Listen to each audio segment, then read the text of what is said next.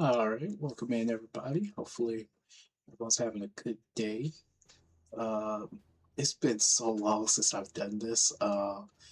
It's that time of the year where I kind of get that itch, that feeling to, I don't know, play some video games from my childhood. So, in lieu of my cousin playing, I'm gonna try and revive the Buffalo Bills. This is NFL Head Coach. It is a sports game created by EA where you take the I wouldn't call like the cookie cutter approach of Madden, but you are more of like a GM and a head coach, and it's a more intense, more technically speaking. It's like an RPG basically of Madden. It takes you don't take control of the players pretty much. It's all computer versus computer, and it's about you putting your best players in the best position to win. And sometimes this game has cheese, and you're just left out of it. But without, let me see if I can take this down. Okay. It's been a while since I've done any of this, so we're just gonna see how this goes. This series, on this right here, I'm just basically setting it up so for when I do start it and have time to just go ahead and play through, I can. I don't know how far I can get. I think I can get through the draft for today, but man, this game takes me back a little bit. But what we're gonna do, we could just go ahead and jump straight into a new career as a brand new coach. But what I'm gonna do, because I'm a smart butt, I'm gonna go ahead and create some brand new playbooks. And the reason why is because if you choose the wrong playbook in this game, that's it. I mean, you're stuck with it until you hire an offense coordinator that has a better playbook, or a defense coordinator that has a better playbook, and you by that time you've already ruined your that team. So I mean, we're gonna be here for the Bills for the long haul. So let's see if we could turn it around. So we're gonna go ahead and create a playbook. We're gonna create new. Always start with defense, because what defense wins you championships? So they got stuff like the Tampa 2, the Cardinals blitz, which is like a whole bunch of cover. I think it's like cover fours, and they're rolling the corners and safeties, which is real fun to watch. You got, of course, Dungy's cover two. You got Phillips 3-4. I mean, you got a lot of good defenses here. Even though the Jags, they had a defense that was formidable. They had those two nose tackles, and like you just couldn't get past them. The Jets, they ran a 3-4. I will not be running a 3-4 for some strange reason. Since I've been playing this, 3-4 sometimes works if it's like a, you can't run it every single down. You gotta have, like a nickel or a dime, or for the most part like a 4-3. That way you can cover the run. Running in this game is extremely hard as the user or the player, but at the computer they could just run whenever the heck they want. So I will not be using our Jets 3-4 here. Rex Ryan's 4-6, I would use it. However, it follows the same kind of philosophy where it works on certain downs, but you can't run it every single time because you'll get beat either over the middle or deep down the field. So what I like to do, let's see who we got down here. I have the 335 Mustang, which is real fun playbook to have, but I can only because I'm creating my own playbook, I can just take certain plays that I want to run and have the real base be the core of the playbook be very strong. And believe it or not, it is this one, the Texans no blitz. What we're gonna do, they primarily run a 4-3, but we can add on to it by what's the word?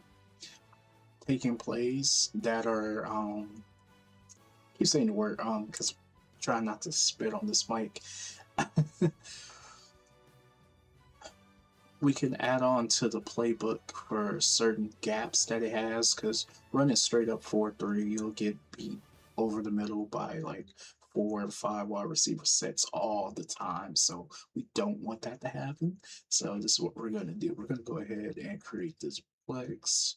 We'll do it cover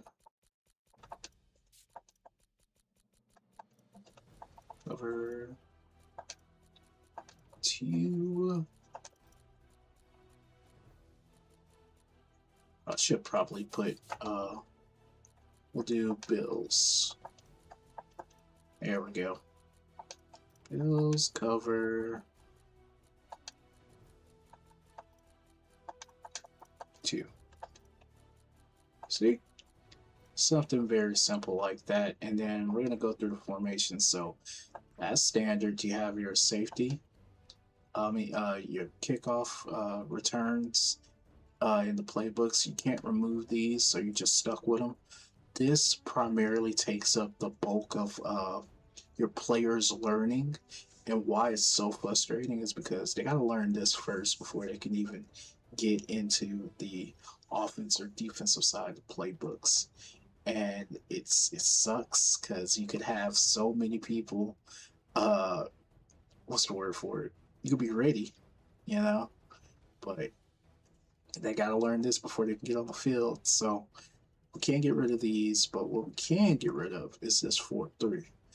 These players right here, if you can see the success score on the side, this is like the percentage of time that they are successfully run. So you would have a 43% chance of successfully holding your opponents to about 4.5 yards if you read this, depending on the situation.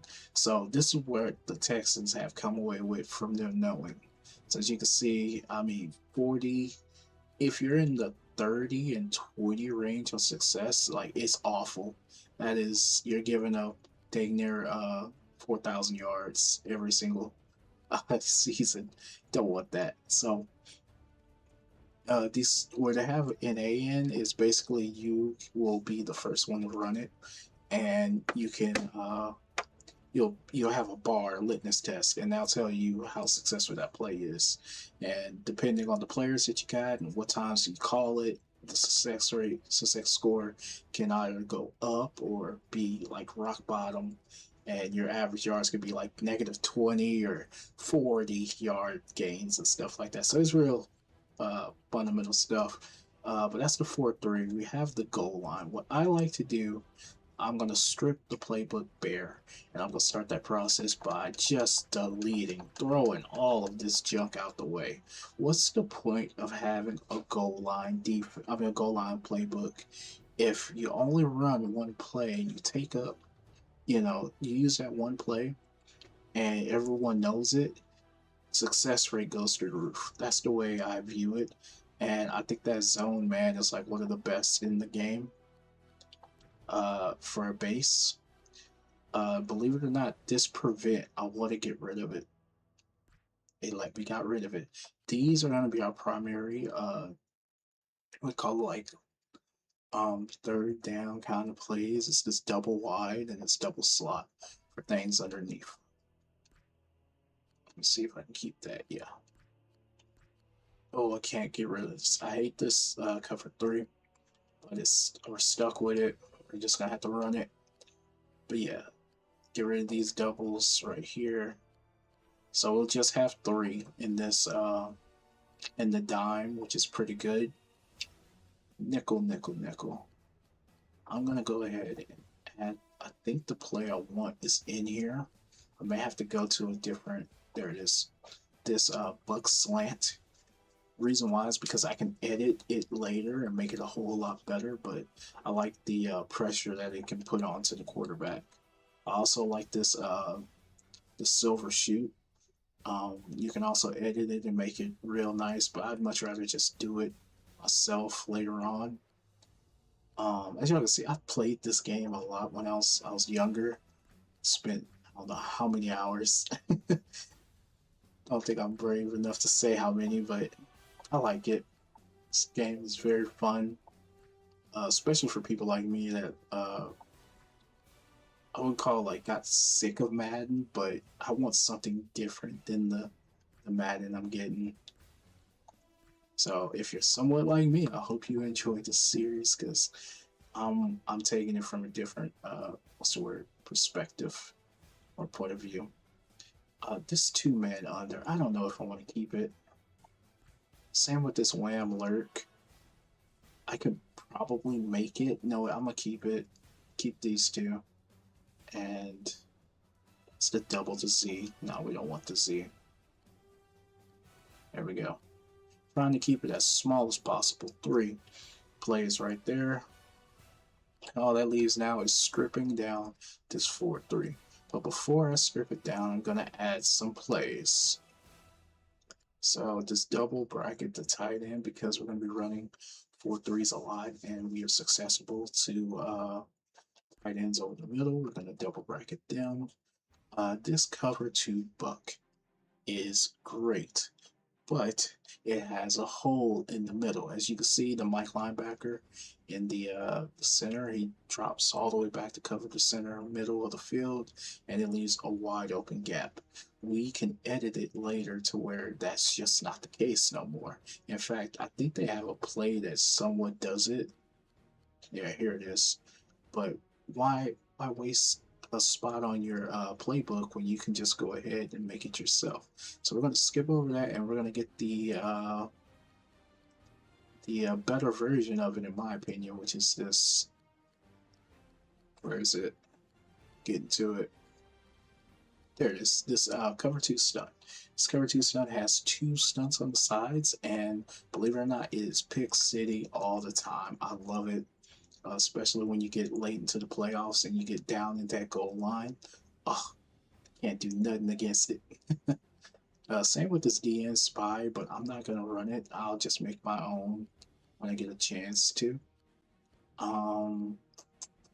I think there was one more. It was a blitz that I really wanted. It wasn't edge sting.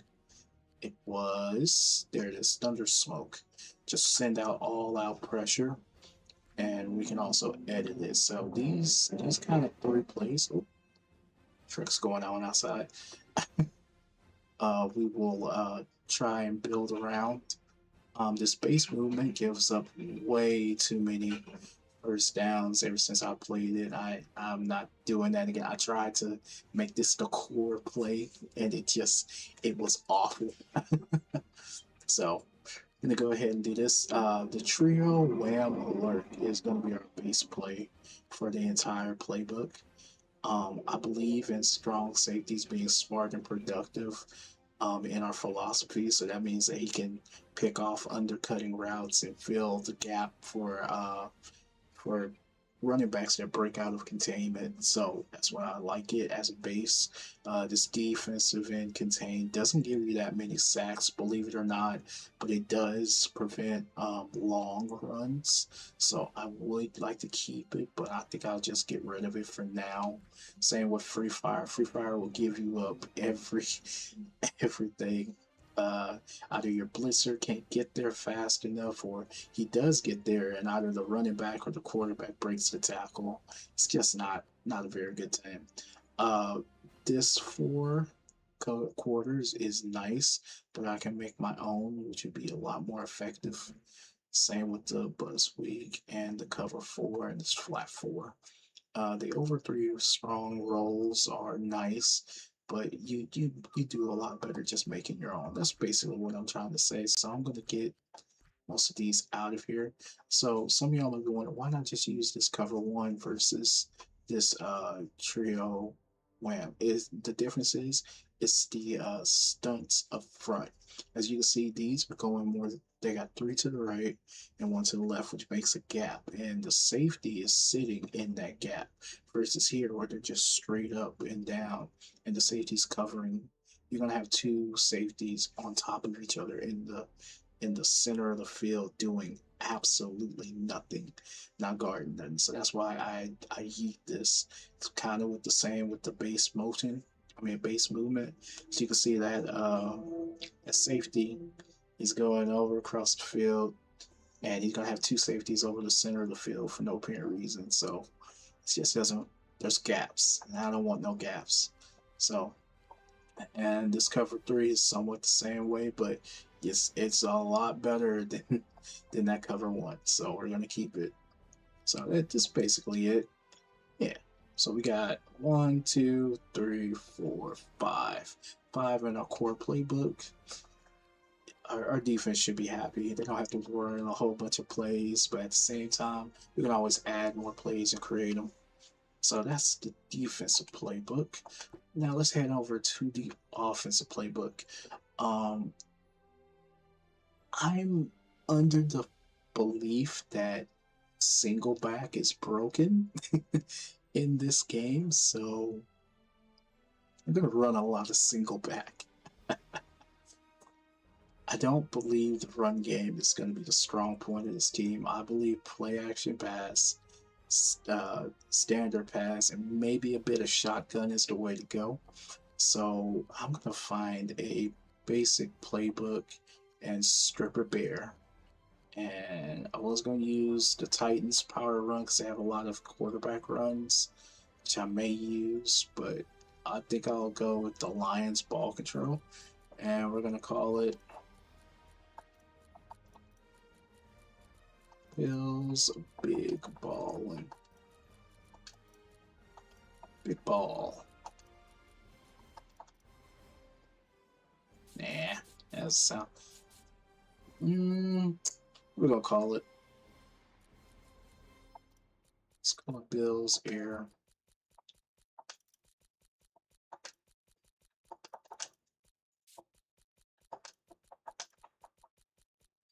Air attack. There we go. There's some what's it called? Glitches and stuff on the recording software I'm using. Try to do better about it, but there ain't much I can do. The when I get to the game, there will be, what's the word for it? The field on the game, for some strange reason, it doesn't show like say we're playing at home. It doesn't have the Buffalo Bills logo and stuff on there. And I'm trying to find a way to fix that, and I do not know how. So if y'all got some recommendations or suggestions, please, for all that is nice in this world, let me know. So we're going to go ahead and go to the formation, strip it down. I'm going to start with the strong. I like strong, I really do, but not this 3 wide receiver set. I'd much rather have it with a tight end. We're going to go ahead and start now with goal line, get rid of all of those if we can. No, we can't. Alright, since we can't get rid of this play action pass, I'm going to go ahead and add a run play. There we go. The sub dive. That way we got a kind of a fake on top of it.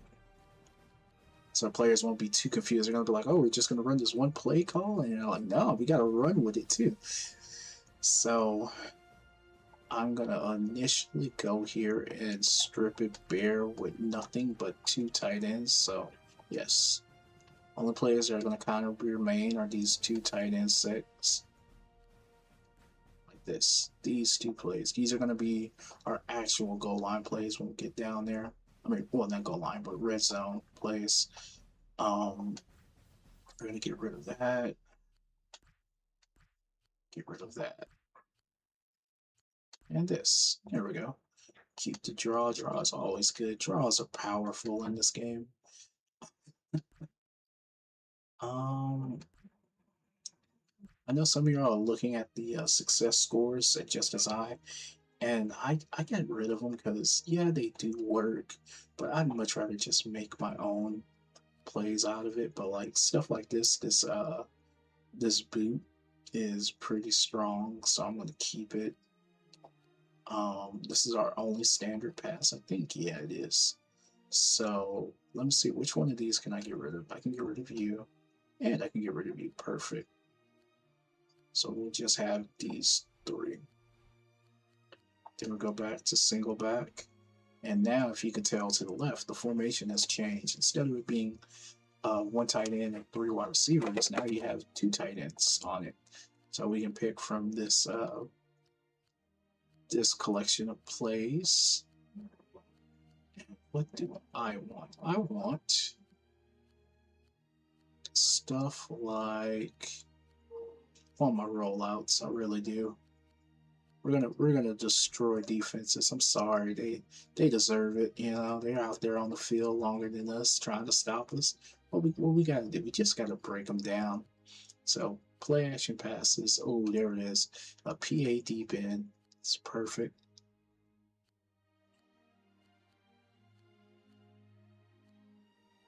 This halfback read.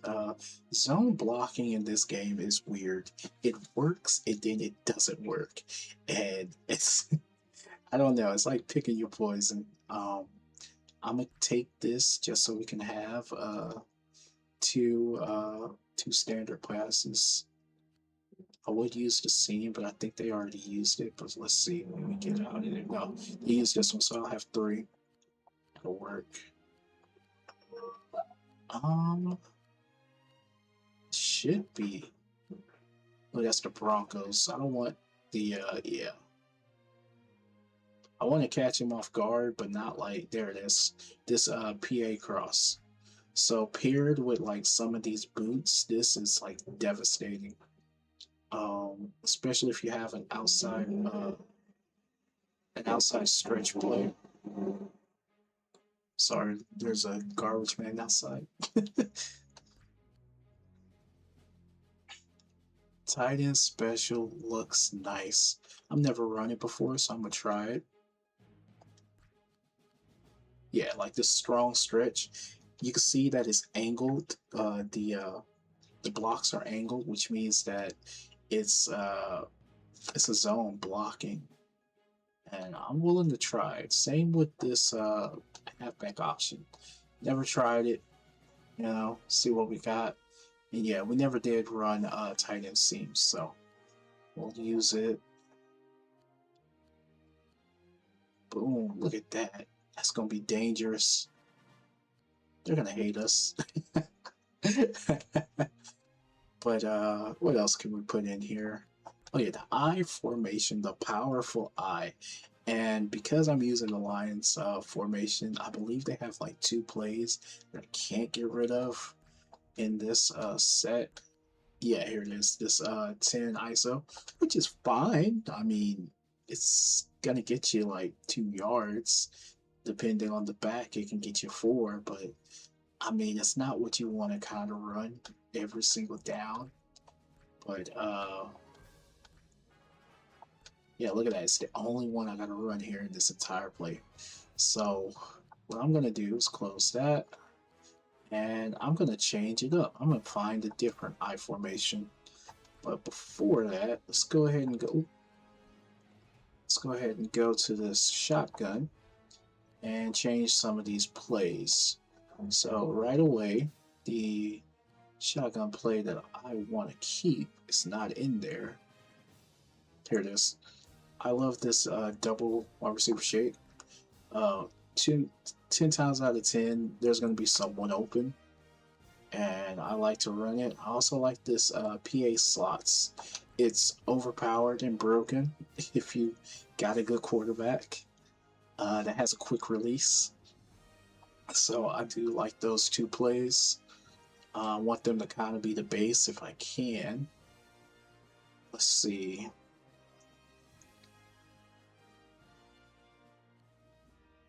And because I like to be creative, we're going to use this halfback mid draw. And we're going to get the QB draw. And the reason why we get the QB draw is so that we can edit plays later. What I'm going to do, I'm going to start deleting some of this junk if I can. Yeah, get rid of that. Please let me get rid of that. I can't. It's a bad play.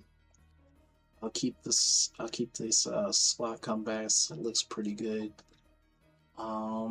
Keep the Hail Mary. Get rid of that. We'll keep that if we can. Yeah, get rid of that. Screens sometimes work, and sometimes it's a travesty. I don't know which way it's want to go, so I'm just gonna eat it for my own sanity. Let's see. I really can't get rid of that. Look at that. 1 yard per game. It's awful. I can't get rid of it. I can't get rid of that. I can make these plays easy. Can't get rid of that. That's going to be a core play. I can get rid of it, but I don't want to. So we'll got the shotgun strip pretty bare. But yeah, let's go and not by formation, by play type. Let's go ahead and add some I formations that are a little more effective, I should say. But yeah, as you can see, they got all different types of plays that are classified as inside runs. Look at that. This blast play is doing the exact same thing that the 10 ISO is. It's just wider, which means you don't have to rely on the guard and tackle picking up their blocks. You more rely on the fullback leading, which is perfect because it gives your running back some time to pick up speed. And in this game, speed is key. I mean, everyone got it, you know, at certain positions, but I mean, I need it on my team. I need fast people. So that's off tackle. I like. I don't see myself as power running, but when we get down to the goal line, I want it to be, yeah, you know. These look good. But you got to think of what you're pairing it with. You know, just because you got a weak eye formation like this 10 lead, what pass play can you run off of that? How can you trick the defense? You know, this type of things you got to think about. Do like the dives. Ah, man, they look so good. No, for most of this, I'm just scrolling through all these plays or whatever. I assure you, we are going to get to gameplay today. I can attest. But we got to get through this because this is vital for us to have success in staying in Buffalo. Buffalo's a tough start. Oh, I like the wham. Give me the wham. What else we got? Yeah, it's a tough spot because not only do you have New England in your division, but you got all of these I'll call like events, but your roster is so bare. Like it's pretty bad. um, you start in dire straits and cap hell basically, and ooh, I like this right here.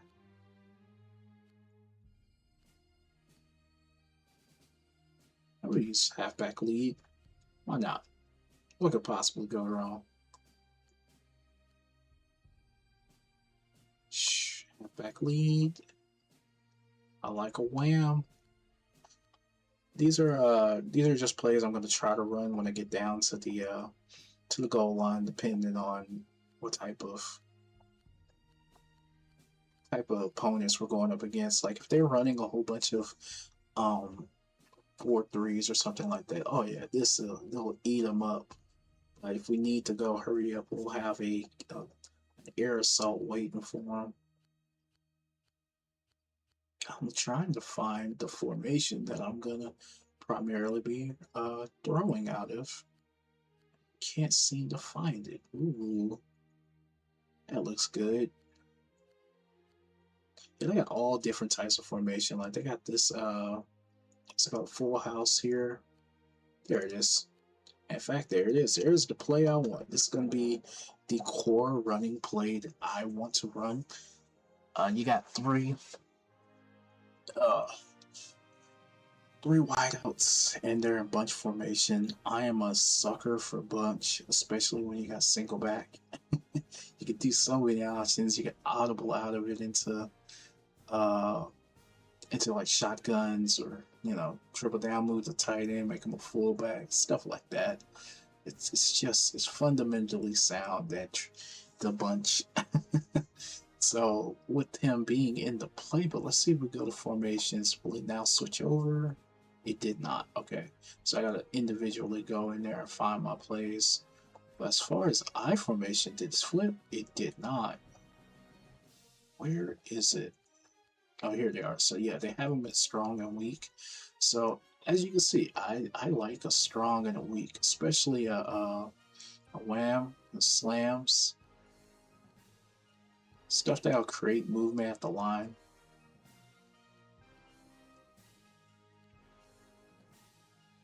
Got a counter trap that's pretty good.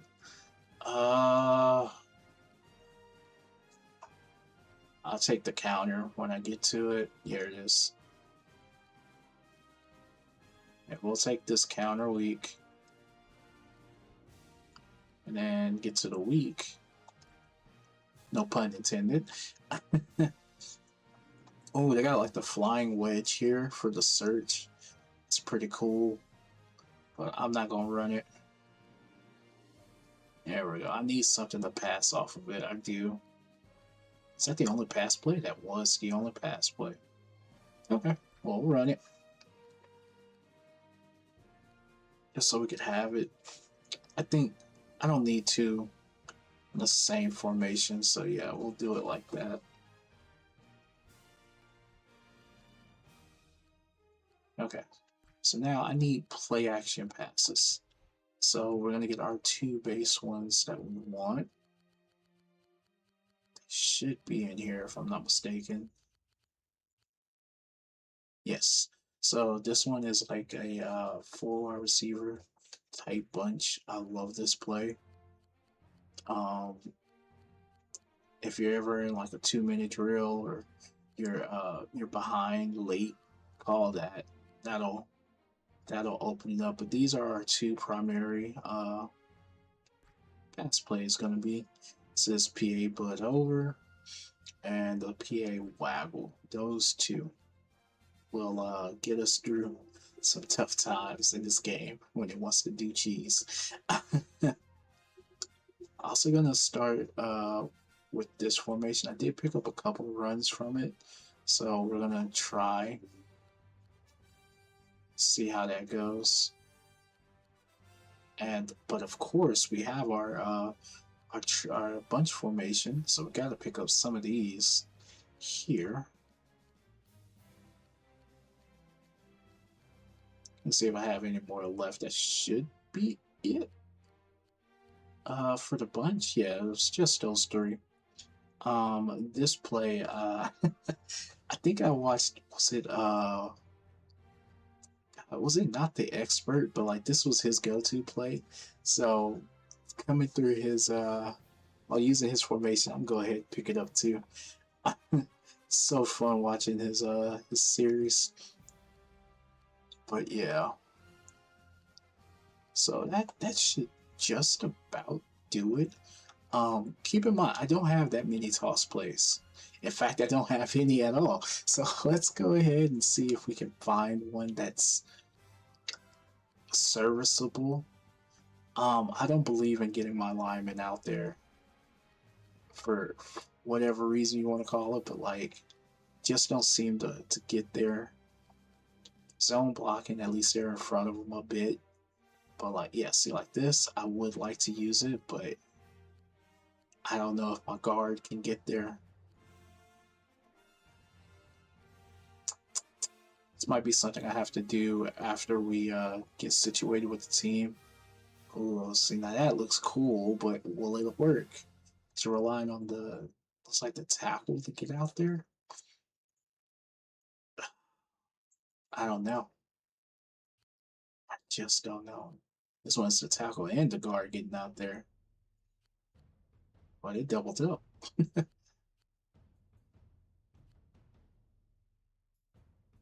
Yeah, this is the formation we have. We'll do this pitch, see how it goes.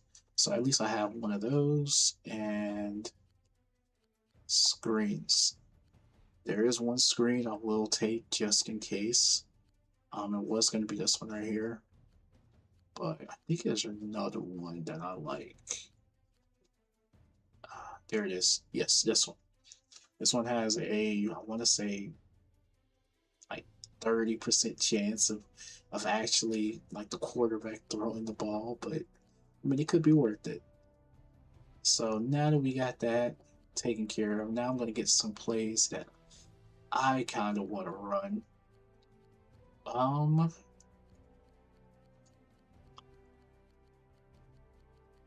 they're just brief little plays if I can find it. There they are. Yep.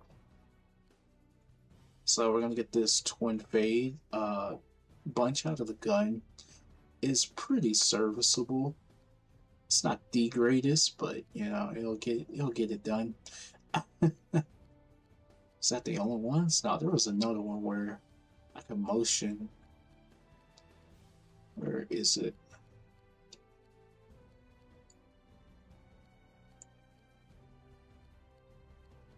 It's got to be here somewhere.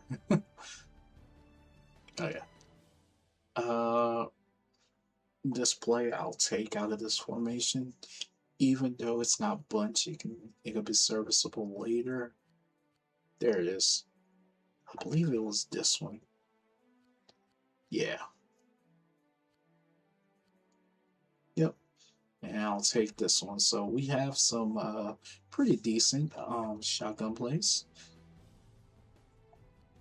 Not gonna burn the world down, but I mean we'll be able to pass the ball. Quick passing is a thing, but it's not a thing in my game. I take that back. We'll probably take one of these just when we get down to the goal line. You never know. Um, Opportunity might present itself. I'm just trying not to overload the playbook too much. I feel like I'm up at like 90 plays. That's a lot for them to try and learn. So, but anyhow, we got through the hardest parts pretty much, which was setting this all up to get ready to get started. First, I'm gonna go ahead and save my profile. And we're gonna go ahead and start anew. The Bills end the season on a high note, fighting for a playoff spot. As great as that was, the talent on this team is subpar, and the playbook is pretty weak. This will be a tough choice, no joke. It was so tough that Dick Gerard had to get up out of there because he finished 7-9. He was an ambassador, a weak roster, weak playbook, and a very, very difficult situation. His overall was better than anybody else in the building, which sucks. His GM is fairly new, if not the worst in the league, I think. Nah, he got the Denver Broncos was the worst one. But he doesn't have any skills. He's new to this. Same with his office coordinator that came in with, which I'm stuck with for the duration of this season. So we're gonna go ahead and create our coach. I'm gonna go and find. Look at that, 150. I mean, 160 coaches models we could be. Yeah, yeah, that looks like me. If I got old, that looks like me. No, no, no. Bald head.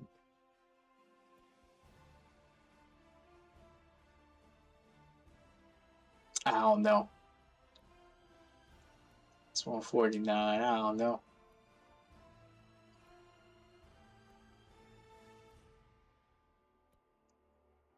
Or ask me if I got old.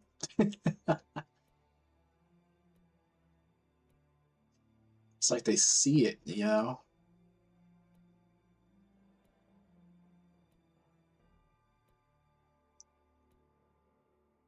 I'll go with this coach. Well, Go with Kuro.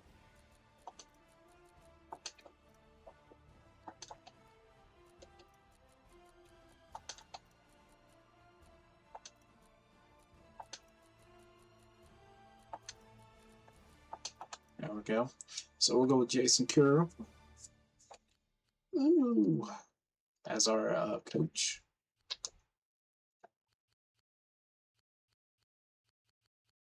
And these are the personality traits. So you have things ranging from ally all the way to titans, a loyal and dependable team player that can fit wherever they go.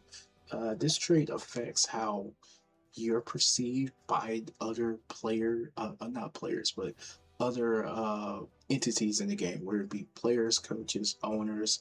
This is how they view you and how you interact with other ones. What I used to do was be this one right here, and the reason why is because I was always being like on Miami or what was the other one, the Falcons, and those are such hard starts that like if you're not dramatic and vocal about like hey get this together or stuff like that, then that you'll get so many negative inputs from your approval that you'll end up getting fired. So I just picked that one because it was the safest way to stay.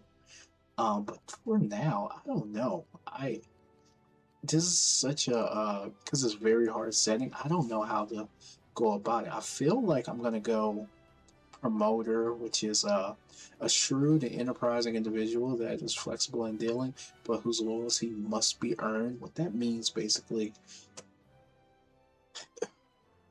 we acquire and deal out talent, and we only keep what we want. We only develop what we need. Where buy the books were very cheap, and in this game, cap will save you or cripple you. And I'm about that. So as you can see, we got 50,000 points, which is pretty good.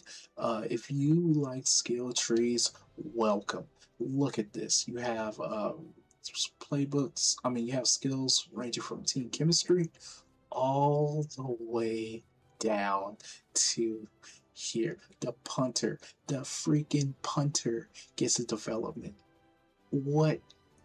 You got the punter in the classroom here in learning development. Learning development basically impacts their ability to learn plays. That's all it is. And then you have what's it called? Intangibles. Intangibles are basically things like for defensive back, his man and zone coverage skills, his hands, his press ability, stuff like that. That's what it basically trains on. Uh, as far as like the this physical development. These are things for like the offensive line being able to get their strength up, their run blocking, their speed, their agility, stuff of those matters. So you have to fill this tree out because the more you fill out, the better your players will perform and develop. And if you have like high turnover, which is what I'm pretty much planning on doing with this roster, it's vital. Wouldn't call it imperative, but it's vital. So, uh, this team chemistry is basically to keep older players from retiring.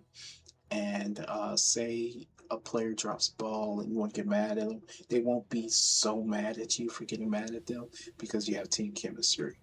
It impacts how your approval is swayed due to your basically how likable are you.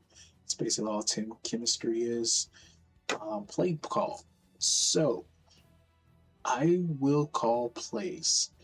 Play call and strategy are two things I still don't understand. Does play call impact what you see the opponents have on the field, like, or does it show you exactly the successful percentage of the best plays to call, or the strategy does that, or does strategy impact your pre-game planning phase, like how many points of run blocking support that you get?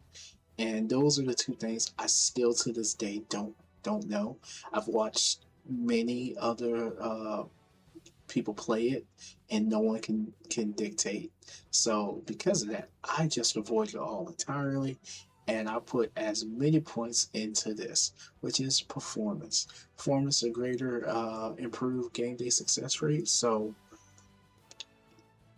if I call the play that I want to call at the time, I have a better chance of it working out because of this performance skill. And it works out because every player reports to me. So if I even input anything into the game, it works out. So that's why I'm gonna put pretty much all 50K into this. There you go. Look at that. So we were left with some stuff. I would have gone for this skill, which is in the special skills, ambition. It pretty much greatly reduces the impact for price on everything else, which is pretty good. But we're not going to go that route. We're going to pay full price for everything else, unfortunately. What I need to do is get good. So this sucks. I'm maybe like, I want to say 1,000 away from being able to teach the playbook training because I have such a big offensive playbook. I kind of need this, but there is, I believe, another way I can go about it. Yeah. Oh, I'll be 500 less.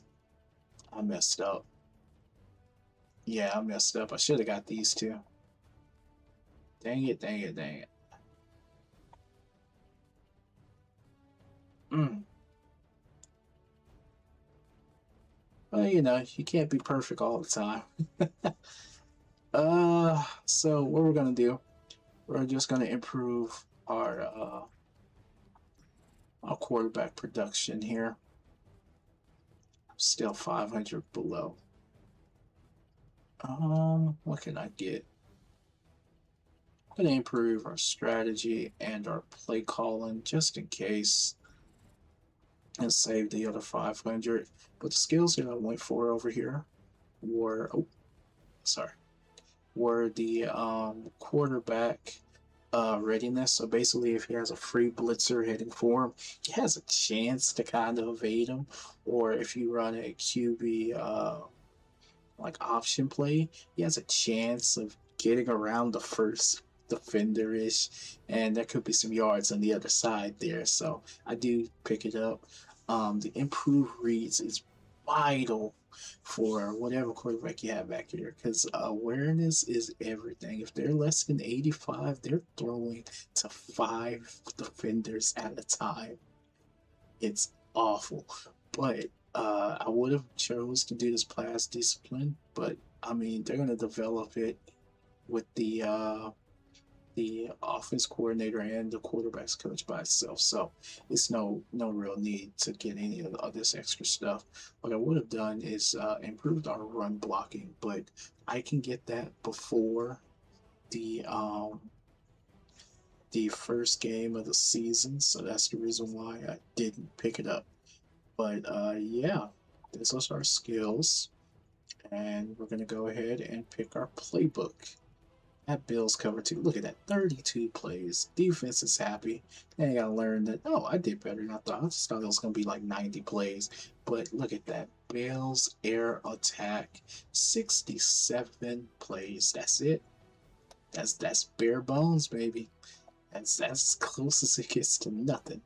But we're ready to go. We're gonna do this. We're gonna win. Oh, I forgot. You can actually start this in the preseason where you take on the 2008 draft class that the Bills got and start from there. But we're going back to the combine and the draft in '08, so that should work. And we're going to go ahead and start career. Here we go.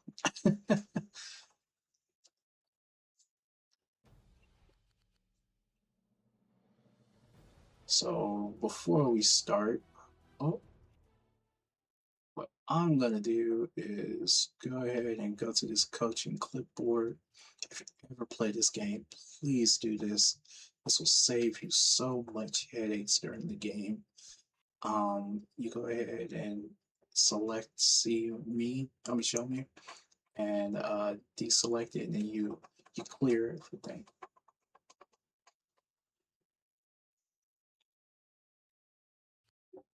Because if you clear everything, you'll be able to select what you want.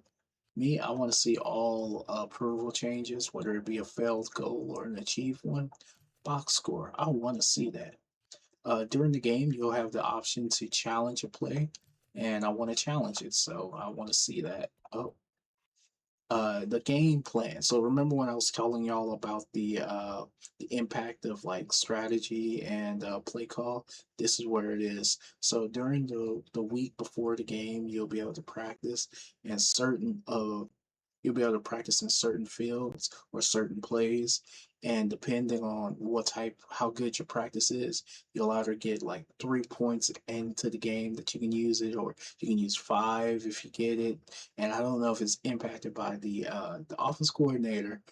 I mean, is it impacted by the coordinator, the head coach, or the skill of play calling or strategy?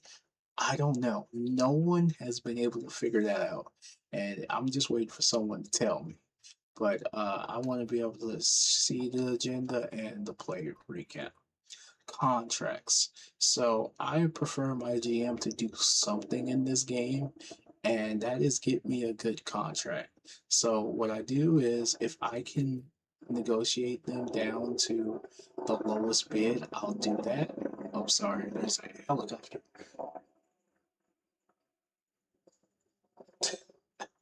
So rude. These helicopters. But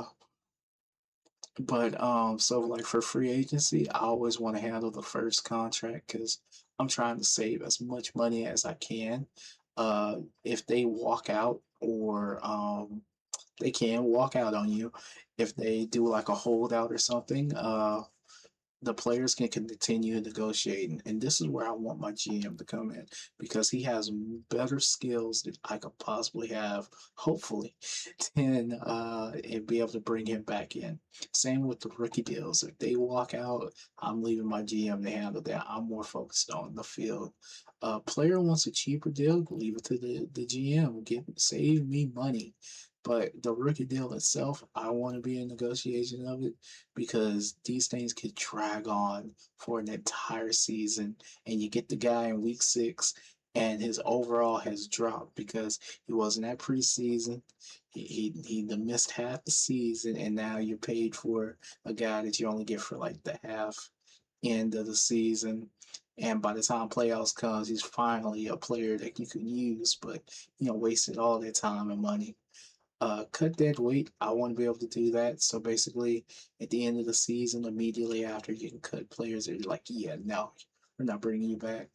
Cut player confirmation. So basically, if we're at the salary cap and we need room by a specific amount that I'm going to set later, I get to pick who gets cut. I don't want my GM to do it. Because 9 out of 10, he's going to pick nothing but like rookies to get the quota we need. Training camp cuts. So yeah, I will be cutting training camp attendees, which sucks. It's as one of them, it sucks. uh, all of this, I'm gonna remain on. I want to be able to pick and choose my depth chart. I don't want it to be like a big thing. Players I want, they play. Players I don't want, you gonna sit. So this is basically the draft icon. So while I'm in the draft portal, I'll be able to trade down and trade up, which is what I want to be able to do. The negotiations will show me when other teams are trading, which is great. Um, Pick the pick, I don't want to do that. The previous pick, yeah, I do want to do the previous pick and the preview. Okay. The recap, I don't care for. It'll be over. I'll know what I have. Mock drafts, I gotta know what everybody else is thinking. Um, Draft day 1 and 2, I will attend, and suggested picks. So my GM will be able to say, "Hey, listen, I think you should pick this guy," and that's fine. We'll give him that opinion, but it doesn't mean that I have to. But by giving him this opinion, allowing him to give his opinion, he could end up hating me for not picking the person he wants. So we can get the undrafted rookies, which is what I was, and it's pretty cool. We got developed staff. So this is a very annoying icon throughout the season. You need a certain amount of points in order to get certain skills, and this will go off like every 2 days. So I just leave it off. My evaluation comes at the end of the year. Well, like they'll decide if I should get fired or whatnot, and I want to keep it. The expectations is critical. I do not want to leave this in the hands of the GM slash owner, because they'll be like, "Oh yeah, you gotta win the Super Bowl." And I'm just fired. So we're not doing that. Same thing with my staff, where I'll be like, "Listen, dude, we're like ranked 30th in pass protection. I gotta let you go. You know, as an offensive line coach, you gotta go." But yeah, that's basically what I'm gonna put up there. Franchise tag. Ooh, I don't plan on using franchise tag unless I necessarily have to. Yes, I want to be able to bid. So I want to be able to bid and actives, notifications. I don't care what the other team has sat or who's playing. I'll know it when we see it on the field. Inactive selection, though, I do want to pick that because sometimes this GM may be retarded and bench our starting quarterback. Why? Because he doesn't want him to get an incentive that'll attack the cap. So we end up losing the game because we're starting our backup. Stuff like that. We want to be able to play the games game day, which is very important. So you can actually activate game plan, but I like to delegate it to my coordinators because they'll know when it's best. Say I pick a play that we always call, and it's like, "Hey man, we got to get this 2 minute drill going." So they'll activate the game plan, and it'll improve its success rate. Same with adjustments and not the alignment. I'll leave that blank. I want instant replay, Super Sim, and yep, we want all of this. Still a play. So I think it's like at the very end of the game, you can take a play from your opponent because apparently, like they've run the play so much against you, you can just like, oh, I know what they're running. So we'll take that. Oh, this is where I wish I had known when I first started playing this game how to turn this stuff off. This fatigue level and health level is so annoying. It will be like the most critical moments of the game where you're trying to find a specific play to go up against offense or defense, and you get let know that, hey man, your fullback is kind of needs to sit down for a bit, and you're like, dude, I'm going through the playbook here. It is annoying. So we're gonna delegate that. Let our coaches do that. Timeouts, I hate it. They pick timeouts at the worst possible times. So I don't want to. I don't want to delegate that. Injuries. So injury alert is probably the only one I'm gonna do because I want to know exactly when someone's hurt. Opponent news is basically at the end of the year, some teams will look at your playbook and be like, aha, we know what you're running. And they'll take like your best successful plays, which makes it extremely hard, especially for the Bills, because Billy O, not Billy O, Bill Belichick, he's one of the ones that does it better than anybody else in the game because he will take your most successful plays and run it on the Patriots with Tom Brady, and it's hard to watch. So I don't want to be alerted to that. I just want to see the report. Players' needs. So when there's a low roster size, I don't want to hear about it. We're just going to go into it the way we have it. Player demands release. I will know that. Player retires. I need to know that as well. A team roadmap. I'll show y'all in a bit what that is. RFA is it's like the restricted free agent. I want to say bidding. So basically, they can only get a deal from you. No, no. the team has to give up either like draft picks or a player, I think, or something like that, in order to make a deal with that guy. So that's what that is. I do uh want to know about the bidding, the decision, however, and I think it's like tender. Yeah, just tender. I want to leave to the GM because he'll know better as to what to offer. I mean, ask for scouting. Yes. So normally I would just leave it all to my GM and periodically look through. But because this is kind of a let's play, I'm gonna go ahead and do it myself. What we're gonna do is go through and yeah, we're gonna do all of this. Show us all. I'd normally just leave it to my GM. He has to do something because I don't want to do everything. Staff building is the only thing we're gonna need here in trades. Player demands a trade. I want to know so I can tell him sit down. He ain't going nowhere. Trade negotiations, though, I do want to know, and trade proposals from other teams, I want to see. And that should take care of this. Now we're on to the next hard part. There's the music, which is our philosophies. Our philosophies impact the game greatly. So, from positional coaches, I don't want to give them any control over anything. I want the team to be ran the way I want it, the way I need it. So, they get no control. That goes with our coordinators as well. So, injuries, I think, yeah, we're conservative about them. So, if they have like a timetable to come back, we'll more likely push it back. But I'm more moderate. Like, if it's very severe, set them. If it ain't that severe, he playing. I don't care. All of this, I'm just gonna put to bench. Bench players, I don't want to play them. If they're benched, they're benched for a reason.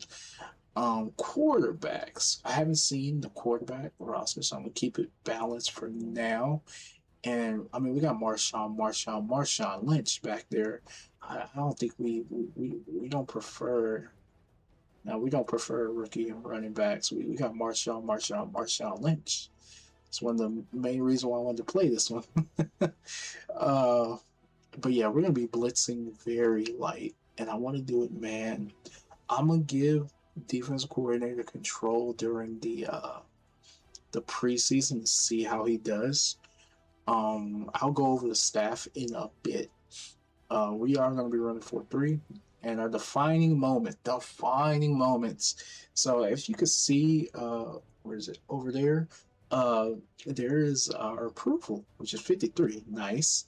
It will go up and go down depending on what actions you take during the game. So say it's like 4th and goal, and you got a choice between taking the 3 points in the field goal or going for the touchdown.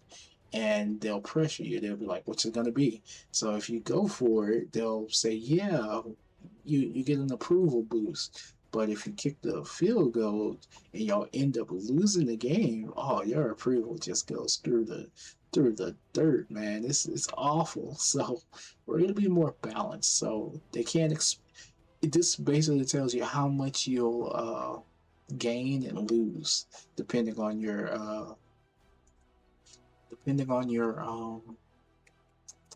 choices. There's a word I couldn't get it out.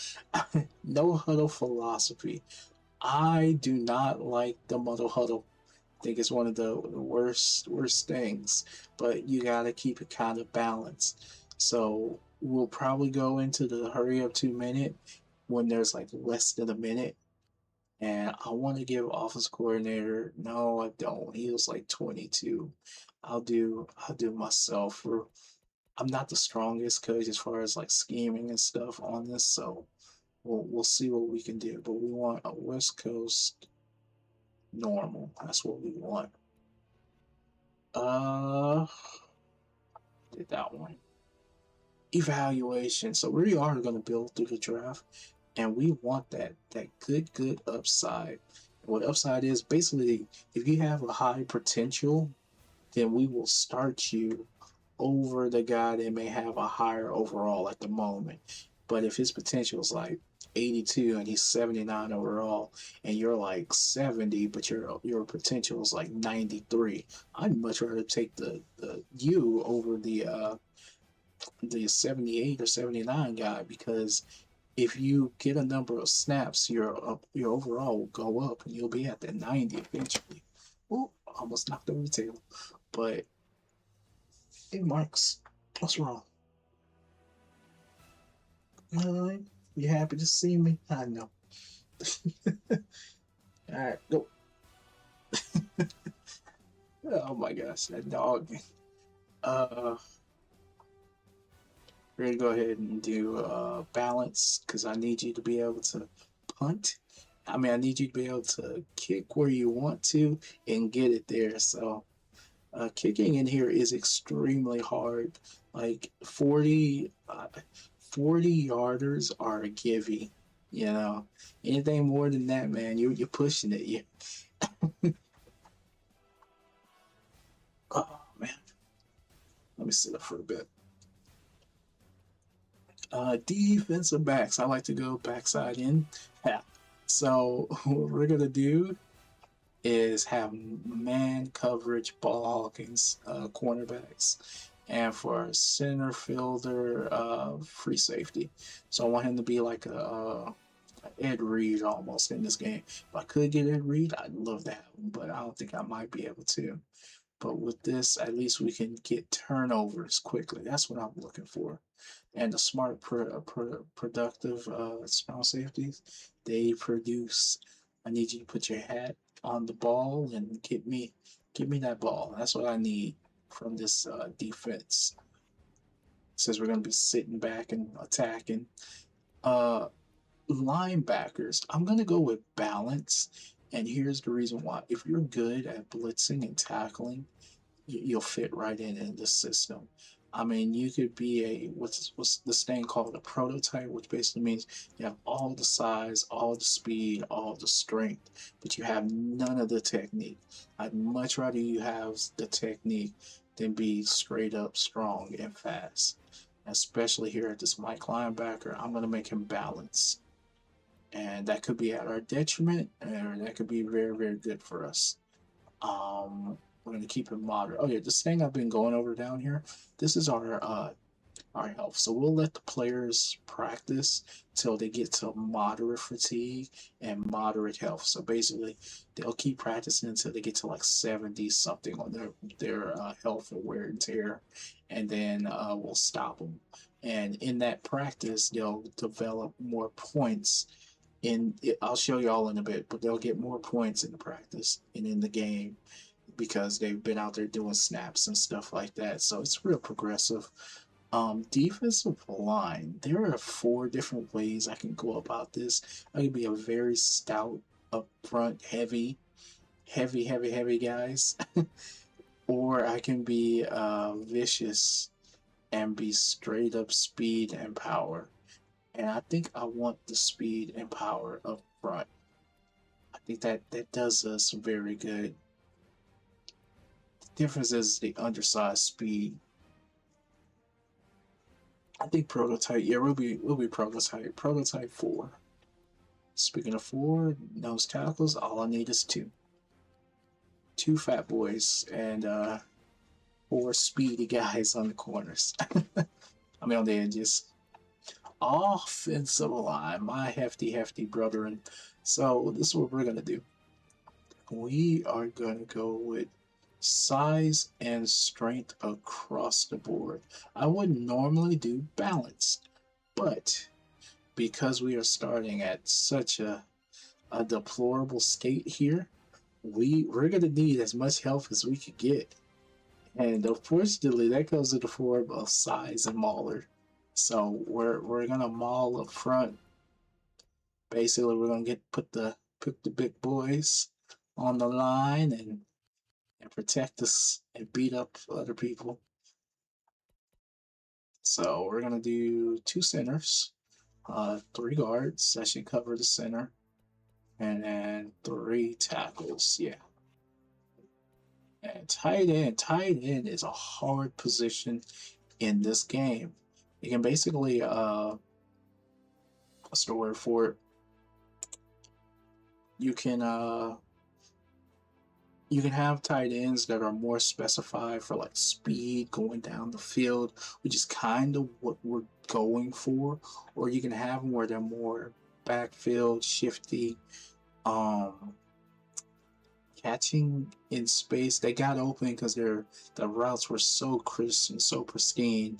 Like the defense didn't even notice they were out there. They thought they were going to go block, but they're wide open for six. Like tight ends that you didn't hear about until they got to the end zone. But I prefer this playmaker where they're the go-to in check down situations and stuff like that, and they can bust one. Not that way. They can score on almost any given time to get the ball. That's what I'm looking for in the tight end position. Uh, Wide receivers, 50-50 here.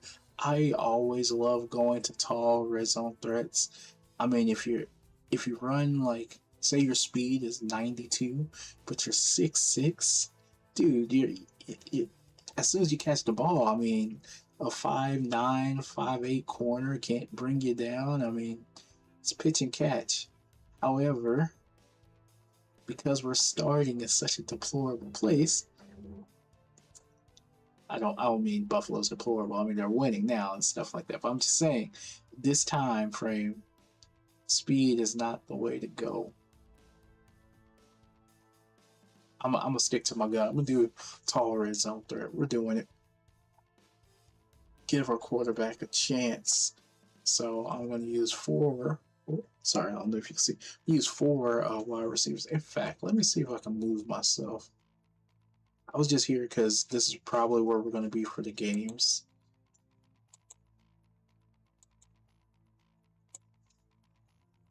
Yeah, let's put me over here.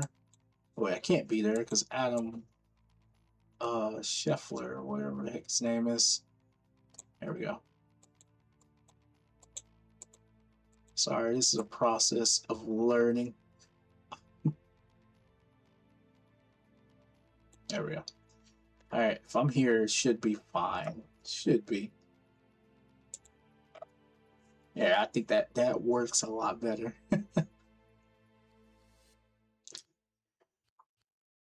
Yeah, so basically, fullbacks, yeah, if you're on the field, my guy, you are a blocking fiend. And I'm not even gonna carry one on the roster. I'll probably have like a tight end convert. I mean, don't get me wrong, fullbacks are a very, very valuable position. Every team needs one. I'm sorry, you do, but I can find a tight end and convert them in this game. But in real life, no, you gotta have a couple boys, back there destroying people. So yeah, I want two running backs, and during practice, I want them to get down to low health and heavy fatigue. Reason why is because we're gonna make it to where they develop um quickly. And yes, I want workhorse. What that means, I can give them 30 something carries, or I can do the speed back where like we get to the edge, man. If there's a whole crease of deadlight, he's gone, and I think that'll work. Quarterbacks philosophy. So they have strong arm tool, pure passing quarterback, field general, balanced quarterback, mobile speed quarterback. Those are the quarterbacks that you can pretty much have in your philosophy here. Some of them have pros and cons, like the strong arm. Yeah, I mean you can have 99 throw power, but if your accuracy is only like 60, I mean, yeah, you could throw it 70 yards down the field, but is it going out of bounds? So I don't tend to use that one. The pure passer is more for crisp, short to medium yard throws, and I'm not for sure gonna take that one because there's a better version of it that I want our quarterbacks to be able to do, which is field general. They're able to command the in the pocket like a Brady or a Drew Brees in this era. Like this is the type of quarterback that you're looking for, where they can a war can be going on all around them from poor blocking, yet they're just standing there like a statue and can find the open man and get it there. That's what we're looking for, and hopefully we have a quarterback on our roster that can do that. Oh yeah.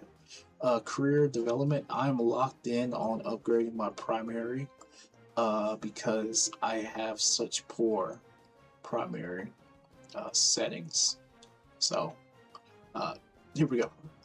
The contract. So when offering for picks or contracts, we want to be as cheap as possible. Money is the only thing we got going for us, and we got to keep it. So franchise tag, we will rarely use it. GM salary cap, we will go ahead and make it 5 million. Yeah, 5 million in cap. GM resign. So you can either do based on talent or high approval. I want to do on talent. If we think he's good enough to be on the team, we're gonna bring him back. GM and RFAs. So this is what I was telling you about the restricted free agent decisions. I kind of want it to be with high compensation. I need picks. Picks is the only way we're gonna get out of this hole. And we're gonna spend money. We're gonna distribute it equally. Now, when the GM is negotiating, I do want him to lowball or be very flexible. I think lowball's fine. We may not get it done because they're gonna be like, no, I don't want this. We're like, this is the only thing we're gonna offer, but we'll save so much money by doing so. Yeah, we're gonna do team needs. Team needs. I like balance philosophy. I mean balance focus, just so we can have a because our GM is so poor. I haven't checked his skills and stuff yet, but I'm assuming at 22 his skills are so poor that he's just not gonna have everybody scouted. Draft trade philosophy. We like to trade down. We are middle of the pack, which means it does us better to trade down than to trade up. GM's features, we will always overvalue our draft picks. Our draft picks are our lifeblood of turning this thing around. Trading frequency, we are a light trader. We don't want to trade as much. The reason why is because when what's the word? When teams are offering trades and stuff like that, we won't be there until they've weeded out the real offers from the bad offers. So we like that. When we do trade, we want to be normal about it. I don't want us giving up 2 first-round picks for a right guard or something. That's ridiculous. But yeah, it's basically our philosophies down. Now on to the next step, which is figure. Oh wait, I forgot to do the staff. Yeah, staff. Here we go. So, oh my. Oh, that's not good. I am on the hot seat. I just walked through the door. Man, that's not good. Career losses. I'm first. Oh, because I haven't done nothing yet. That's why. Okay. Offense coordinator is Truck. Okay, he didn't do too well last year. He finished 30th in passing. Points scored, he was first. I don't know how that happened. Rushing offense was that's how rushing offense was 15, and his total offense was 30th. So they could not pass the ball, but because they had Marshawn Lynch, he was able to get to the points scored, which is great. Defensive coordinator, Mr. Fewell Perry here. My God, we're gonna get lit up over the middle.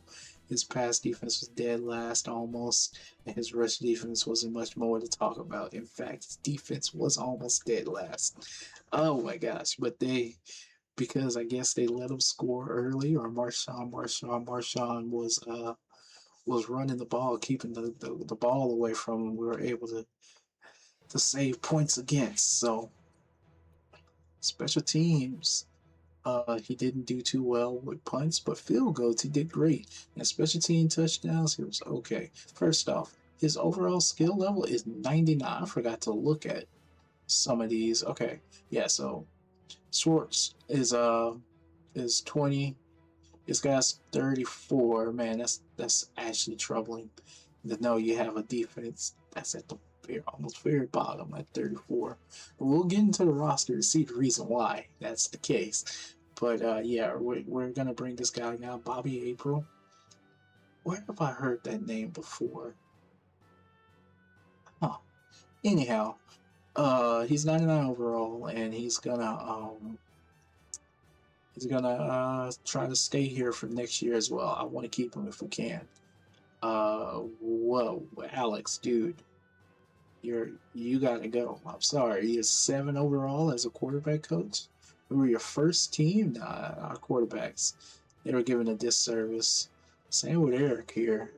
I mean, the only reason why he has a number 1 for average yard per rush is because of Marshawn. You know, wide receiver here, Mr. Tolbert. I have heard of you. We're gonna try, and I mean that's awful, dude. I don't know who you have on the roster as wide receivers, but that's we got to work on that. O line gotta go. I mean,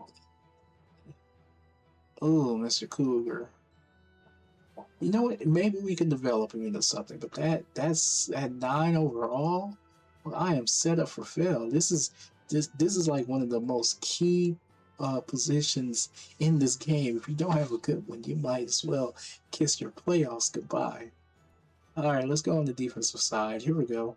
We got Sheldon here, who's 11, and not that great on rush defense, which is primary point of a linebacking coach is rush defense. Sacks, we were doing pretty good here with Kohler. I mean, not that bad. Kettles, 28. It's doing okay. I mean, with pass defense at 29, I don't think you're doing okay, my guy. I don't know. And my GM is just awful. Awful. Only thing he had going for him was some season Pro Bowls. Let's see, trainers. He's 54, Chris Johnson here. I mean, not bad. Definitely not good. But I mean, it's better than most. It's better than me because I'm on the hot seat. So it's at like now I know where I stand here before I even get into how bad the situation is. So, at quarterback we have J.P. Lossman. I remember Mr. Lossman, and was this Trent Edwards? Yes, it is. Ooh, a young Trent Edwards with 89 potential. I don't know. It's just coming out of Stanford. Let's see what his stats were. All right, so this is his player card. You basically see his overall potential, athleticism, and intangibles. For me, the big things are intangibles and production.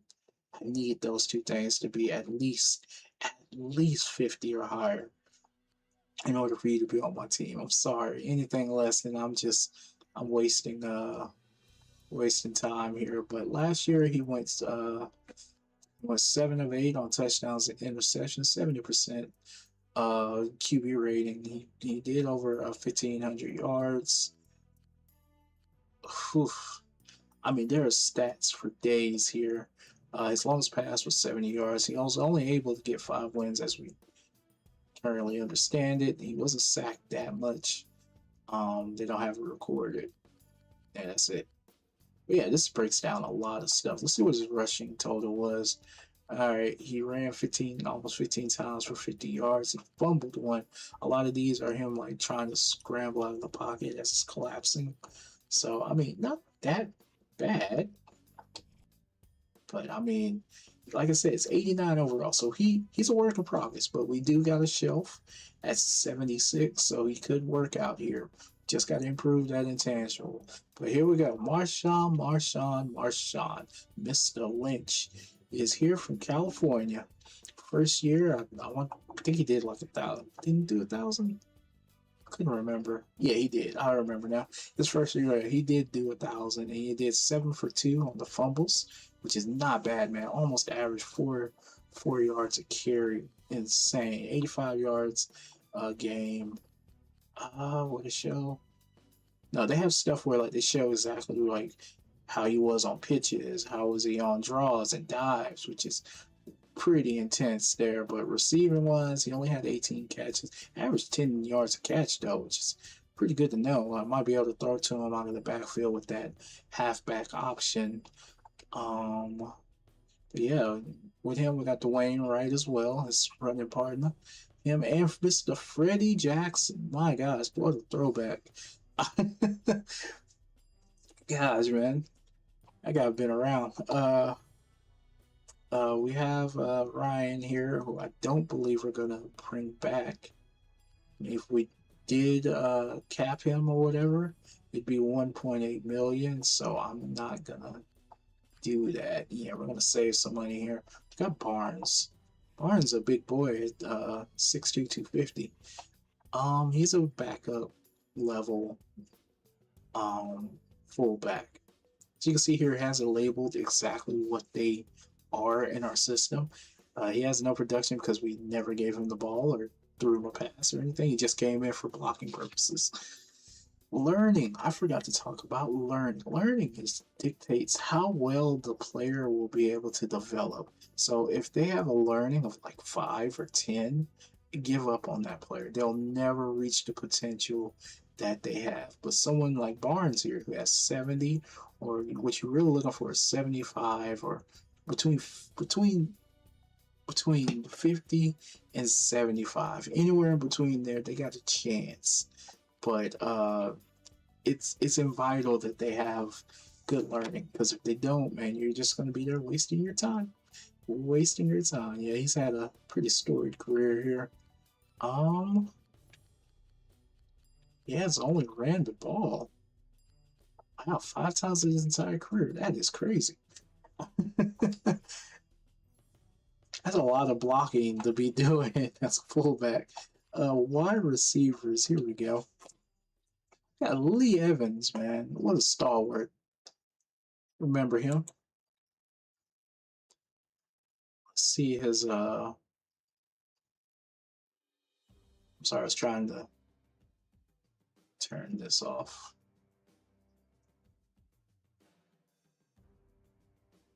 I hate getting distracted by Discord. Oh, there we go. Yeah. All right, we got Lee Evans, the 4-year man. I believe it was like Wisconsin. He's an average player. Not getting paid like it, but he's an average player as far as the rest of the league is concerned. He has potential to be a great player, which great is anyone between 85 and I think it's 90. So, I mean, after that, you can be a Hall of Famer. 95 to 100 is like Hall of Fame potential. But his athleticism is good, so that means like if he's matched up against, say, a Champ Bailey, he's not going to get locked down immediately. He can at least do something against him. Intangibles, see, this is where I'm talking about. Below average intangibles. He needed to be 85 for the wide receiver position to be average. But, I mean, 83 is not bad. Not bad at all. Production for a wide receiver, that means that if I throw him the ball, he has a 66% chance of either catching it, turning upfield, or making a play, basically. His size will never change. It's always going to be the same. So for a wide receiver position, what you're looking for apparently is like 6'2", 205 or something like that. So he didn't grade out too well being 5'11", 196. So plus he's getting older. But that learning means that, man, he can stick around for as long as he needs to, and the durability is good. So I'm expecting a lot out of Mr. Evans. I'm hoping we can get him some help, because Josh Reed here is not the help he needs. My gosh, he's back up. He's poor. I mean, not poor like money wise, but he's poor physically and intangibly, and lacks production. I mean, ooh. I threw him the ball only 35% of the time, he'd be like a success. That's horrible. And the learnings, okay. Gosh. So that's what we're dealing with here. Akins, Pierce. Is Parrish or Pierce? Can't remember. Yeah, he's just at the bar of learning. He's not gonna pan out these. Yeah, he's gone. We're gonna get rid of him now, but these two I am looking to move away from ASAP. Um, Mr. Royal, okay. I remember Mr. Gaines as well. It's tough what happened to his knee. But we're gonna go ahead and let him go. Yeah, Mr. Royals at LSU. Pretty sure he didn't do that well. Yeah, 69 athleticism and 64 potential. That is awful. But you got the size and you can learn, but it don't do no good if your potential is already gone. What's your contract breakdown? 4 years of him. Oh my gosh. Oh, that's awful. So he has got 2 more years left on this deal, and I don't know if I should keep him. I don't know, buddy. I'll come back to you. Oh, here we go. Here's a bright side, Mr. Jason Peters. Should be in the Hall of Fame one of these days if he's not already. Uh, Mr. Easton and Murphy. Sorry, Murphy, you just do not make the cut. Your overall is the same as your jersey number, which means you got to get out of there. 80 overall potential. I don't think it's that great, but I'm gonna keep him for the simple fact he has size. That's 6'7", 280, which I wish it was like 330, 335 on the side. Like, look at that. Yeah, 345. That's kind of what size is. If I can, yeah, see how it's 98. So the perfect size for linemen in our system is going to be like 6'7", 350 or 300, as close as we can to 350, and they'll fill out this size meter. And then if they have something like this, the learning of 75, we are in great shape.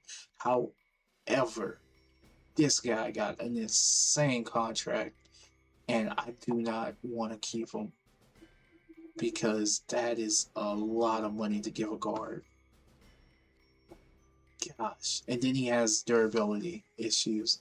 I mean, 90 you can see a season through in 90, but when you got 88, which means he probably might get hurt during preseason or something. Yeah, so Melvin Flower.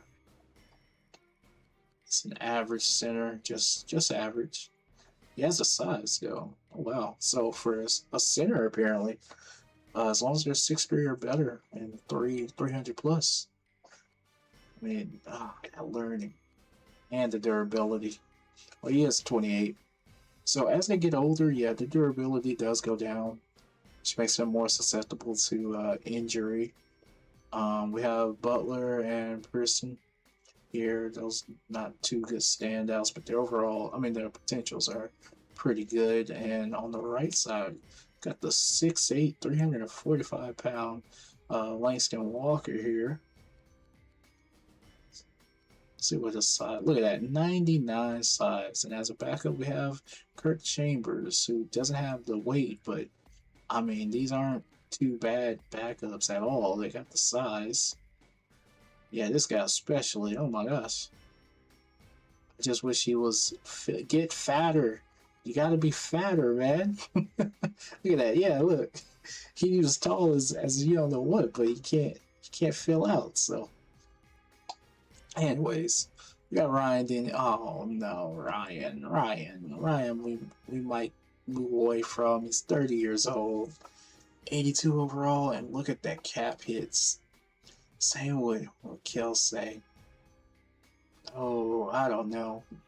Might need some defensive ends on this team. Aaron Stolman. Wow. 30-year-old, we gave him 6 years. Excuse me. Now, we're going to move away from that. I mean, a 30-year-old making $5.6 million? I don't think so. And Copeland Bryan here would be a suitable. Wouldn't call suitable. He'll be a backup rotation defensive end. Ooh, Stroud. I remember what happened to you, buddy. Uh, Ricardo will keep, and Williams will keep. Jefferson will get rid of. Yeah, Williams. He went on to have a pretty good career out of these three. Doesn't say he has good learning though. Uh, Carwell, don't remember you at all. What's your learning? Okay, 86. So we can work with you. Cool. Press the wrong button. And Mike linebacker, John DiGiorgio. I cannot pronounce that, so I'm gonna call Johnny D. He's 78 overall potential, which isn't great at all, but I mean, with a name like that, I might as well keep you. We got Paul plus Lugsney. I remember that name, especially when we went to Jacksonville, terrorized my poor Texans. But yeah, got him for a 4-year deal, 89 overall. What I want to see is, yeah, learning is great. Oh, see, yeah, this. He always was hurt in Jacksonville, and I was like, does it carry over in this game? And yes, it does. Uh, let's see. We got Josh Staumer. I, you're not on the team no more, buddy. And Keith Ellison from Oregon State. 80 overall. What is his? He's durable at least. He could be a special teamer. All right, let's go to corners. Let's see what we got here. So at ball hawking, our best one is McGee. It's from Northwestern State. Learning is okay, and the durability. His man coverage is 85. So how close can that 85 get to his overall? I don't know what made it drop. Maybe press. Let's see what this press is. So I'm trying to figure out what I'm looking for when it comes to awareness is 75. Okay. Spectacular catch is Garbo. There it is. So it's a combination of your press, your awareness, and what else? And man coverage. Yeah. So we're looking for those 3 attributes to be high for players in the future. That's the only way we're gonna get it. But he's gonna be partnered with Jeer, it seems like. Because Webster, you out of here, buddy. And is this Ubudi? It is Ubudi. I remember that name.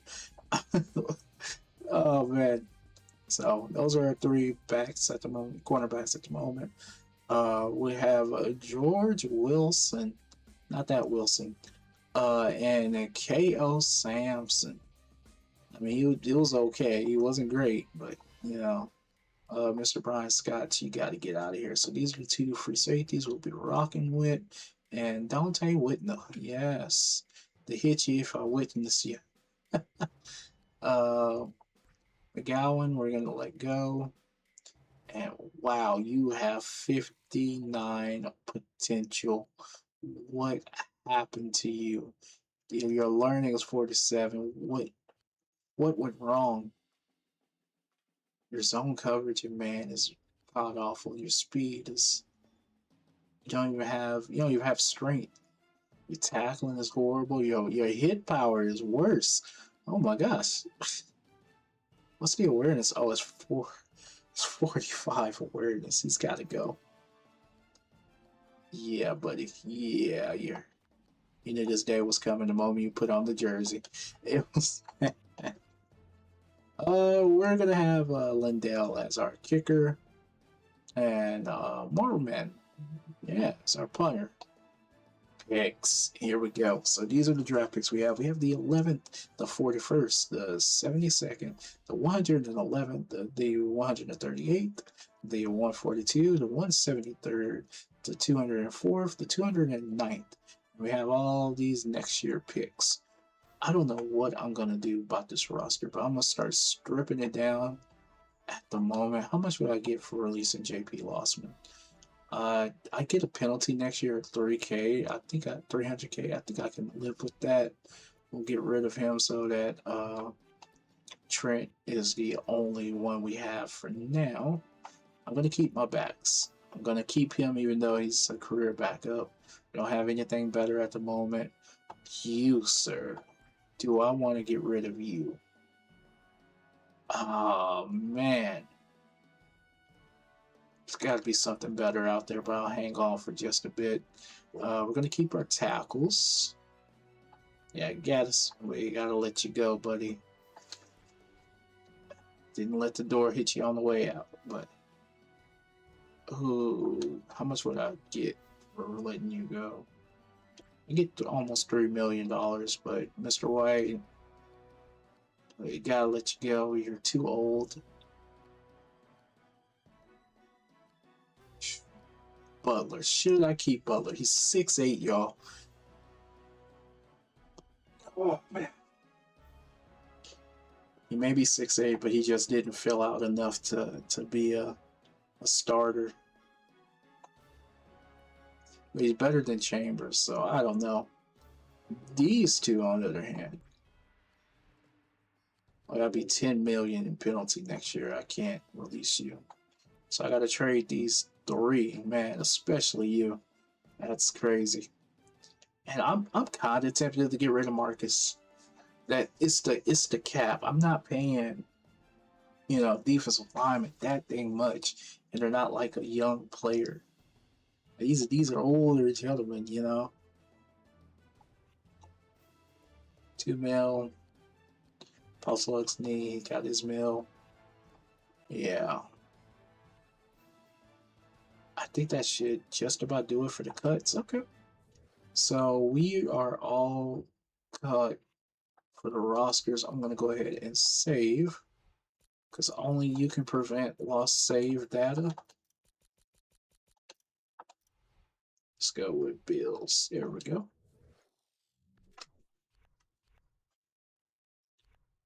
All right. So we looked at draft preview. So we got Jay Johnson from San Diego is a sleeper pick, and Matt Ryan is overrated, which means they believe him to be a draft. I wouldn't call him a bust, but like he won't develop. We got Ray Rice, which is a sleeper. I mean, I don't think I want to draft him. He beats. I'm not gonna talk about it. Anyways, we got Avery, who didn't really amount to much in my opinion, and Kelly. Oh, and by the way, they got Stewart, which they think is overrated. I don't know, man. I don't know. They got I want to think that's Jamarcus Finley from Texas. He was like a tight end, I think. Yeah. And Jason Carlson, I think he went to like North Carolina and like was so bad. Here we go. We got Adams from LSU. I have no idea who that is. I do know Chris Williams from Vandy. He was a good tackle. Mr. Bake from TCU. I have no idea who you are. And Vernon Golston, the poor man went to the Jets. I hope he goes to the Jets so we can whoop him. Frank Okram. I don't remember where you went. I don't remember Mr. Ballmer. But apparently the defensive tackle class is good. So the way it goes is 3 stars is okay, 4 stars is good, 5 stars it is great. So linebackers, not that it's okay. We got Dizon and Lofton. I know about Mr. Lofton. I think he went to Atlanta. Zenon, or whatever heck he is a sleeper corner, and McKelvin from Troy is looking like a bust almost. So Stelts from LSU and Castle from Alabama. Okay, so they got some players.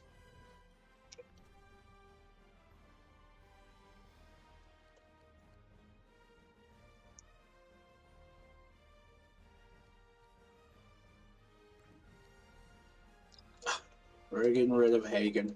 I'm so sorry, I forgot to even cut you. So a lot of this is just me waiting for, there it is, the Senior All-Star. And let's see what our goals are before. We need to get a tight end of 85 overall via trade or free agency, same with right outside linebacker and the quarterback. So they don't have faith in Trent Scouts are about to take off for today's senior all-star practice. and Trent Edwards. Wow. So we have Joe Flacco, who is still playing in the league, which is crazy. Dennis Dixon, Chad Henne, Jason, was it John David Booty? Who the heck is that? Andre Woodson, Colt Burnett, Eric Angle. So these are the QBs we can go for. I want to say elite arm strength, size, and character. He comes from a small school. His athleticism is poor and he's polished, but he resembles Jay Cutler in that pocket. I'm not too down on Jay Cutler. I think he needed more help in Chicago than what he got. Here we go. We can get CJ2K. Oh my gosh, that's crazy. Matthew Ford. I don't know who you are. I need running backs. Shot choice, strength, and big playability is bad. I don't know if I want you then. Justin Forsett. Man, I remember that guy. He came over to the Texans, changed the whole offense with his speed. Let's see if we can scout him. Receivers and tight ends. Oh, Jordy Nelson. I didn't even need to look at what else he had. Fred Davis was okay. Eddie Royal. This was the guy that was the sleeper in the class. Oh, Doug. Ooh, Harry Douglas. Okay. I don't remember. It's been so long since I played this. I can't remember who's good or who's bad. I'm just going by like what I remember. So like Charles, I guess. Yeah, like we say, Mr. Williams we know was a sleeper. Sam Baker, never heard of you. Mike Pollitt, Cousins. I remember Mr. Wallace. I'll see what you're looking like. Defensive line. Oh, here we go. So, if the so here's the problem here. Mr. Ellis has no downsides, and he resembles Kevin Williams. And the reason why he has no downsides is because he is a broken player. In scouting in the future, if we ever get to where our triple, we scout somebody and their triple negatives is none, then we automatically have to draft that person. So Ellis here might be on our block here.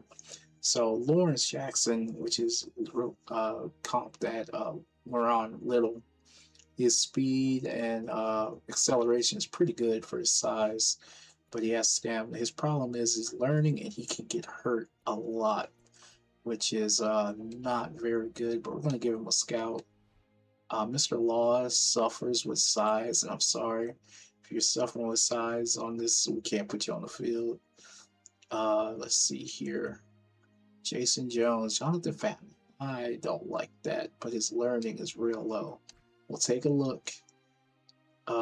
Length for his learning is great. His durability and strength is high as well, but his upside is down. Oh, it looks like LeVay. Let's see what else we got. Red Coleman is not that good at raw talent. Nope. Ooh, we got another Ellis. His upside is down and block and shed is down. Nope. Block and shed and learning is down. We can't have that. Learning pursuit. Now, how can you be a defensive end and not have power rush and pass rush moves? What are you doing out there? Prize upside and play recognition and pass rush moves. Upside, learning and play recognition. I can't. What's up with these? You guys are so bad. Blocking shed is bad. Buddy, come on. Is there anybody else I can look at that has? I mean, for a nose tackle, I can't. I guess I'll go Ellis. So at least he has pass rush moves. All right, linebackers. Keith Rivers. There's a name. I'm gonna just go ahead and get him, Mr. Connor. I remember Jordan Dizon. He suffers from poor understanding of zone coverage. He cannot rush the passer or get around defense. I mean, get around tackles with power moves. But you're a sleeper, so we'll see what you got. Sean Cramble. His learning is bad. Football IQ is awful, and he cannot cover anybody. Bruce Davis, his learning is awful. He can't cover people, man, or coverage, but he's durable. He's very durable. He's so durable, and he's tough. He's so tough. He's compared to Ben LeBear. No. Here we go. Phil Willer. Compared to Larry Foote, he's tough, durable, and fast. You got fast in his name right there. I don't know if you can see it. I can't either. But you ain't gonna see him coming for you. But his learning is dirt poor. Poor power moves and pass rush. But you got speed. I'll see what you got. Another person with speed, Mr. Bell here. I ain't even going to Isaiah. He's compared to learning is bad. Pass rush and power. Same boat as Wheeler. So we'll see what we got. Clifton April. I remember that name. Learning. Listen. As long as you can rush that quarterback. I don't care what you're dropping back into the coverage of that. I'm not gonna keep you as a linebacker. You got your hand in the dirt for a reason. Defensive backs. Yeah, so McAlvin was the sleeper. No, he was the overrated. So we'll take a look at him just for a comparison. Cromartie. All right. There's a name. Stan Wheatley for Trace Porter. We'll take a look. Wheatley's compared to Jason Kraft wasn't that bad. What else we got? Cletus Gordon. Patrick Lee is Brent Kelly. Ooh, that ain't good. Johnathan Wade. Richard Side. No. Smurf. No. Nick Coop. Nope. Corey Lamont. No. Pat Watkins. Nope. Trying to see what they're comp to so I can know. Wait. Is he comp to himself? Oh no, it's just I was about to say, I was like, is he comping himself? No, it's Michael and Marcus. Jason Croft. I don't know. I'm gonna go with I'll go with the guy with the funny name. Kickers we don't really need, so I'm not gonna scout it. I'm Adam Schefter, and here's your senior All-Star Game update. Practices went well this week, and more than a few players stood out among their peers. Virginia's defensive end dominated in one-on-one drills, showing the strength and pop we've seen all season. USC's quarterback struggled, and his stock continues to drop at this point. I'm not sure what he can do to right the ship. Kentucky's quarterback, on the other hand, looked great in practices in Saturday's game. He was named the MVP after throwing 3 touchdown passes. I think people are starting to realize what this kid can do when he has better than average talent around him. Better than average talent around him. Okay. All right. I see how it's doing. So we just now got our comp for scouting. Ooh. Hold on. 1 second.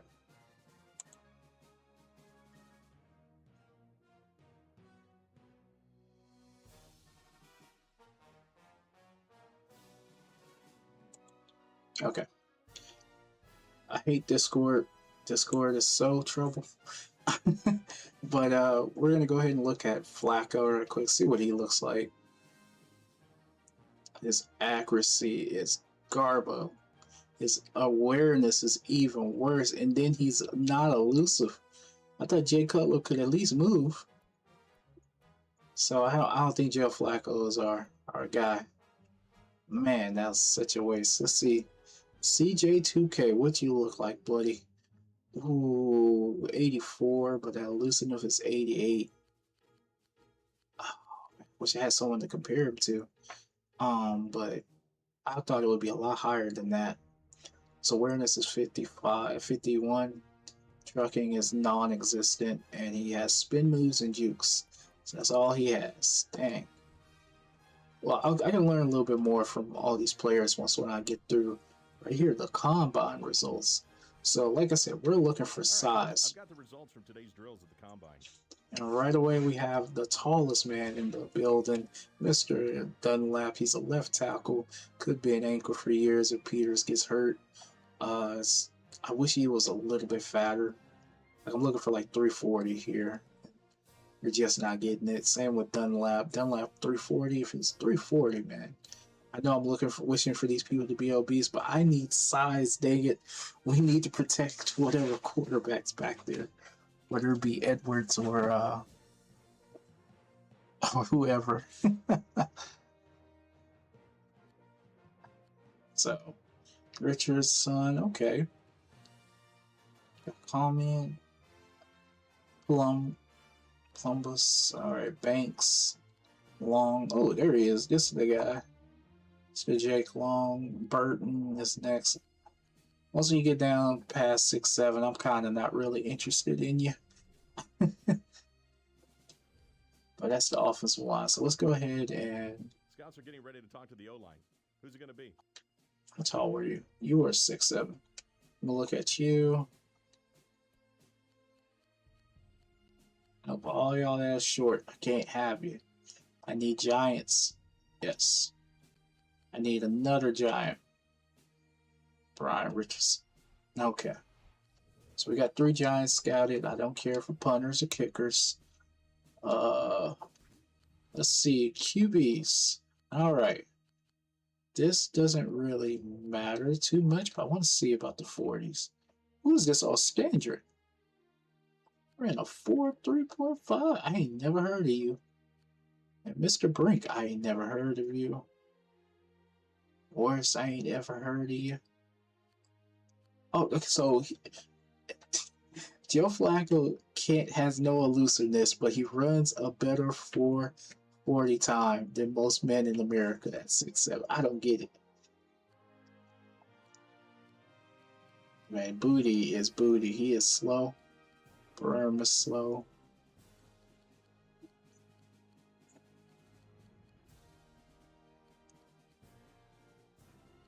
Alright, let's see, that's 60. Wow, Ostandric is a speed demon apparently. Oh my gosh. I mean, it's not, groundbreaking speed, but man, is he fast. Look at that, he has topped all the running events. Who has the lowest jump? I was gonna say it should have been Flacco. Nah, it's some guy named Smith. Alright, let's see bench rep. That should be Flacco, shouldn't it? Oh no, Booty does the best bench. Wow. Alright, so yeah, ball speed. Who has the fastest ball? English. Wow. I don't know what this equates to, but it's cool that it's there. Flacco doesn't have the best ball speed. I don't know what that means. Is it because his accuracy is so low? Learning new things as I play this game. So, Coach, what quarterback do you want the scouts to interview? Now, see here. I've already seen that you don't have any accuracy and your awareness is in the dumpster. I need to look somewhere else here. Toughness and tangibles and elite arm strength. Speaking of elite arm strength, 93. Okay, so that's why, his speed is 40, 4, yet he could run a 4.7. I don't get that. His acceleration is 52.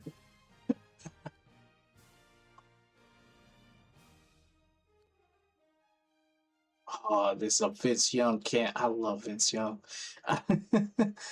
That's a dang man. I didn't know who Joe Johnson is, but it's like a Vince Young.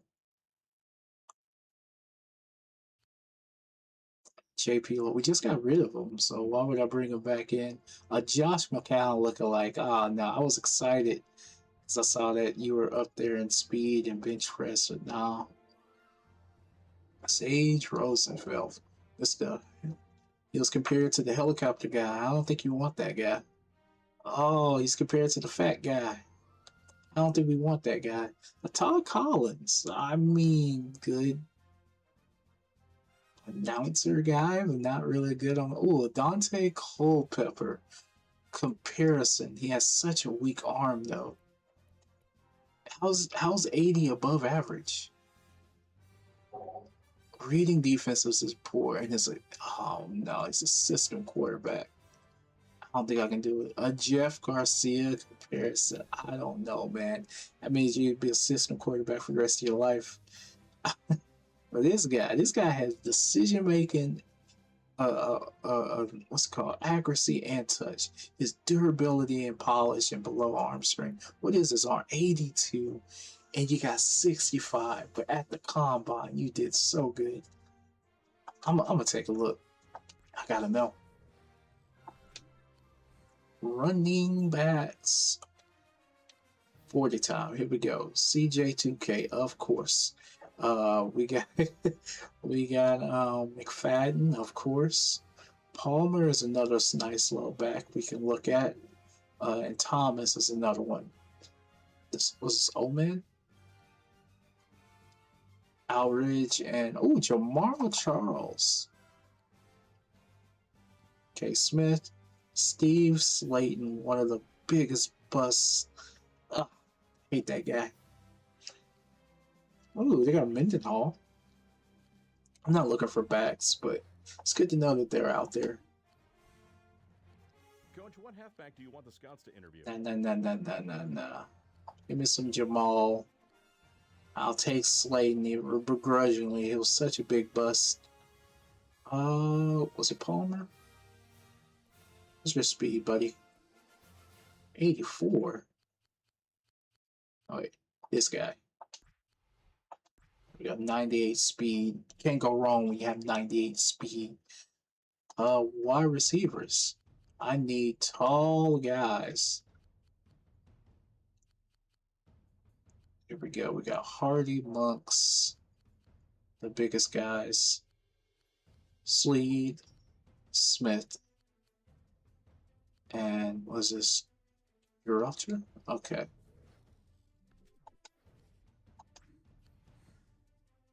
Hey, Coach, it's time for It the was interview. Hardy. What receiver would you like to talk to? It was Hardy, Swede. Yep.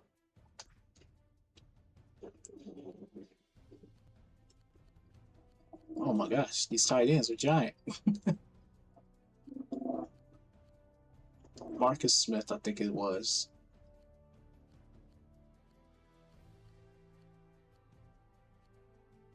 Burton, no. No tight ends, no. Tight end. No. I think it was Saturday. Was it Saturday? 6'4". There's gotta be someone tall. That area is Monks. That's it. That's all my tall people. Wow. Alright, well. We'll do the sleeper guy. Yeah. Alvear. NFL restricted free agent signing period officially begins at 9 a.m. this morning as teams focus on tendering their restricted free agents. Once tenders have been handed out, players work with interested teams on offer sheets. If they sign those offer sheets, their original team has 10 days to match or let the player sign with the new team. Okay, Vergirls. All right, we're getting Time for Golston, linebacker we're getting interviews. May, we're Who's in your getting thinking? Lofton. We're gonna get the sleeper guy. Now that leaves, I'll get Cliff Averill. And where's that guy? This guy, whatever his name, David Varborough. His pass rush move and power moves are awful, and his learning is bad. But that's speed and strength. That's good. That's good. The closer you get to the strength of 80, and if you got speed of 85, you can play. So we're gonna go ahead. He's compared to Chowder, who is in our division. I think he goes to the Dolphins this time. But give me size. Only tall guy is Campbell. Let's see about here. Shirley is the heaviest, followed by Brian and Cohen, Ruben, Holcomb, Moore, and Hayende.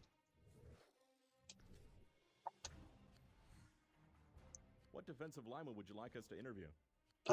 Ellis for sure, because he had none. Oh wow, his compared to the guy we had. Wait. Size, strength, learning. Look at that. Look, see this one I mean. Calais Cable. He's great at learning, block shedding, and acceleration, but he's not bad at anything. So, I want to know is Langford. Where are you, buddy? It's upside. Ellis as well. And now I just need a fat guy. I think it was Shirley, right? Yeah, Shirley was a big guy. So let's see about Shirley. Defensive backs. Sorry, misclick. 60s. 60s is a good litmus test. You want the slowest in the 60 for cover 2 mans. Ooh, okay. Mr. Bowman. All right, Coach, we have an opportunity to talk to the DBs now. We'll Who's it gonna be? we'll get the sleeper. We will go all the way down if we can. And scout some of these at the very bottom. Oh, he has none other plus besides his acceleration and durability. What's his learning? Speed is 80. No. That production of 2 is scaring me. 91s. Okay, Mr. Key. That deserves a look. Mr. Bow. 85, 86. No. 97 speed. Jumping is 90.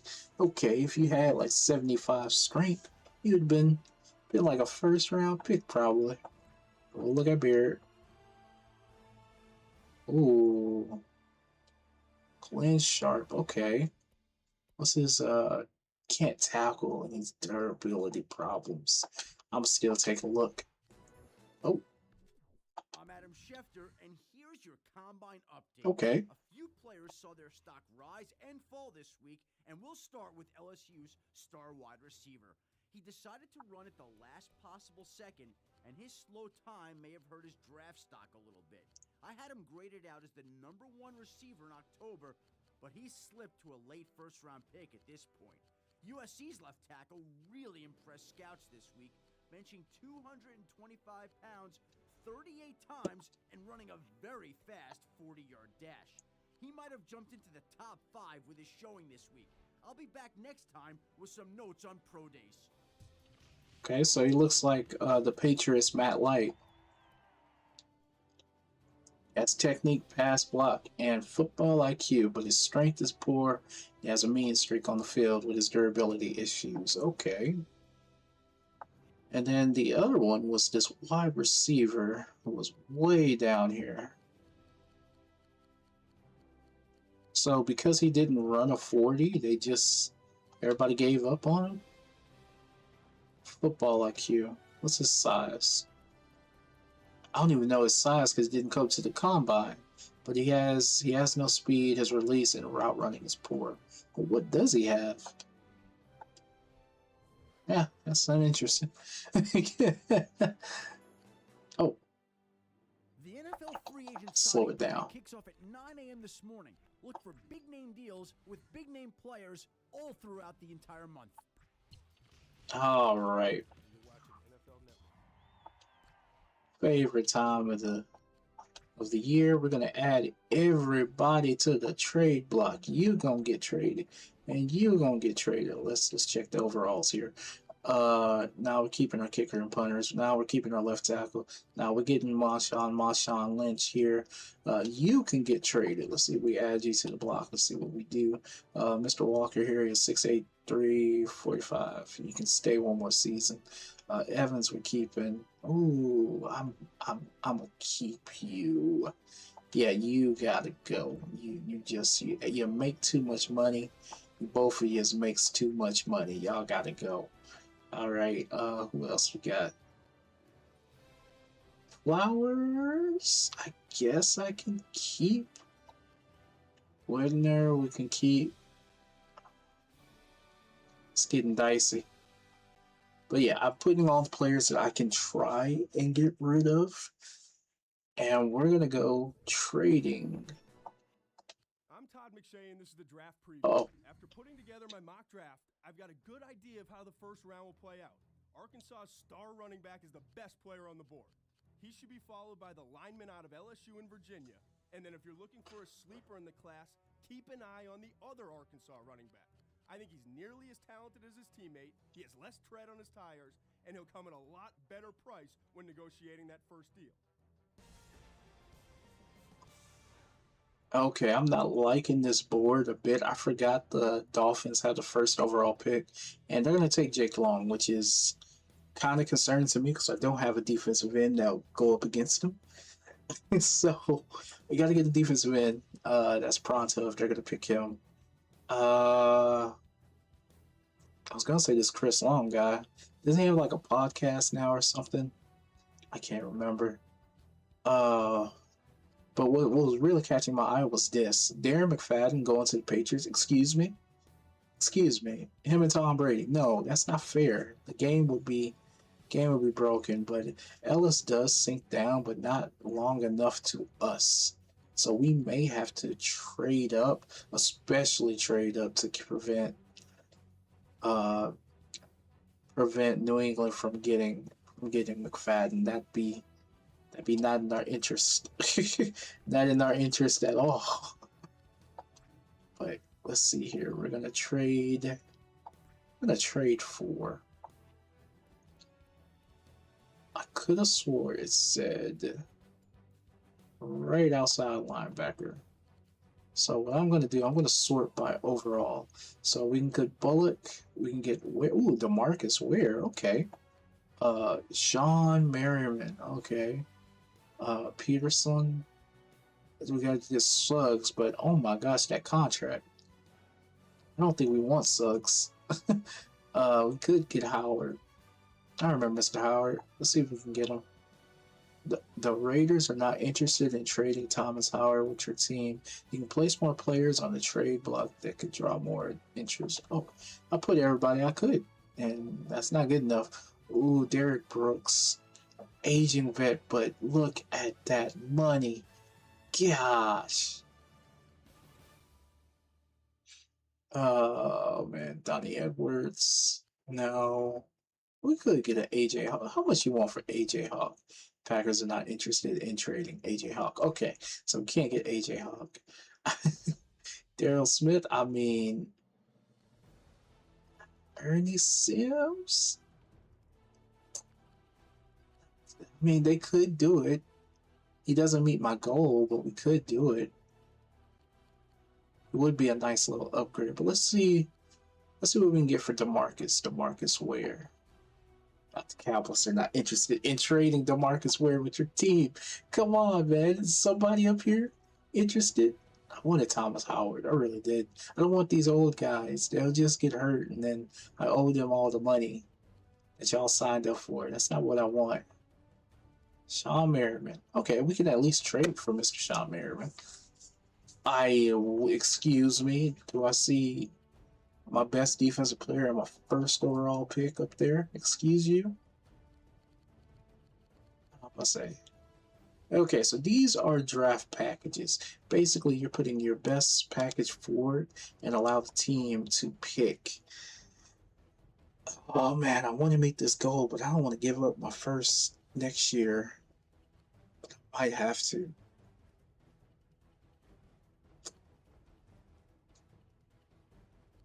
Might just have to. So we can give up. We can give up our nose tackle. And next year's first. Let's see what they'll say. And they took it immediately. Feel like I got gypped. Feel like I got gypped. The Buffalo But Bills have scheduled a press conference for 3 p.m. Eastern to we announce the achieved our Braves' goal. final We late this afternoon. got a right outside linebacker. Next is a tight end. Let's see what tight end we can find to trade for. So I'm gonna look for tight ends, go to all, sort by overall. We got Tony Gonzalez, Antonio Gates, Jason Witten, Dallas Clark, cool man, cool man. Motorcycle riding Kellen Winslow, man, what could have been? Heath Miller, oh, Chris Cooley, okay. Are you cool enough to be on my team? You're not cool enough to be on your team. Okay, I thought you'd be cool. Todd Heap, I remember you. Benjamin Watson, but he's from the Patriots. I'm gonna skip him. Darren Misaki, okay, we'd be below the so we got tight ends we could trade for. I mean, I would like Gates, but they don't want to give up Gates. I would like Kellen Winslow. They can give up Kevin Winslow. Okay, let's see what motorcycle riding guy would. Ooh, yeah, we'll do that. Of course, they ain't want that. Of course, it would be Romeo Cornell. He wants the best deal possible, and he wants my first overall pick this year. And the defensive end, he paid way too much. How's about this? You're a bit off the mark. Please take it. No. Come back. They ran away. Okay, there's a deal here. The fact that he was okay with the first offer. Kellen Winslow, let's try it again, buddy.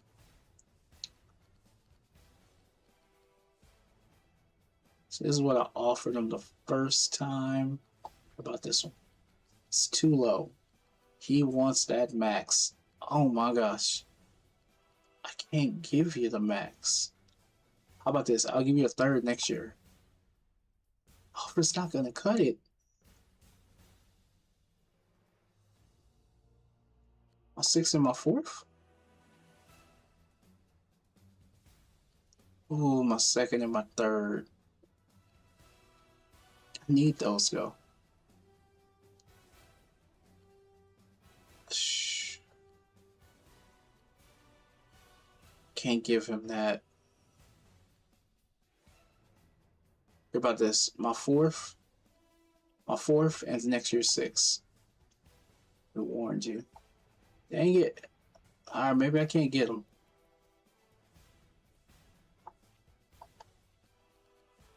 Maybe we go here. And I go to the Steelers and be like, hey, Mr. Tom, I like that. Oh, gosh, can't get Tom. Okay, all right. I see what you did here. You're forcing me to go to the Pats and give up whatever I have to offer. They just want my picks. They don't want my players. They like, you can keep those sorry players. We beat them all the time. Oh, man.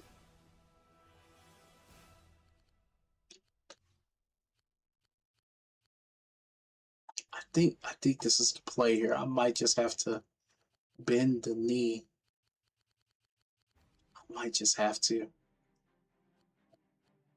I don't see no way out. I'll give you my third and my second. This is reasonable. We're making progress. We were wearing him down. If we get this deal, then we'll have a tight end, and we save money in the cap. It's reasonable. Okay, they took it. We have Kellen Winslow. The Buffalo Bills have scheduled a press conference for 3 p.m. Eastern to announce a trade that was finalized late this afternoon. All right. Now all we got to do is draft a quarterback.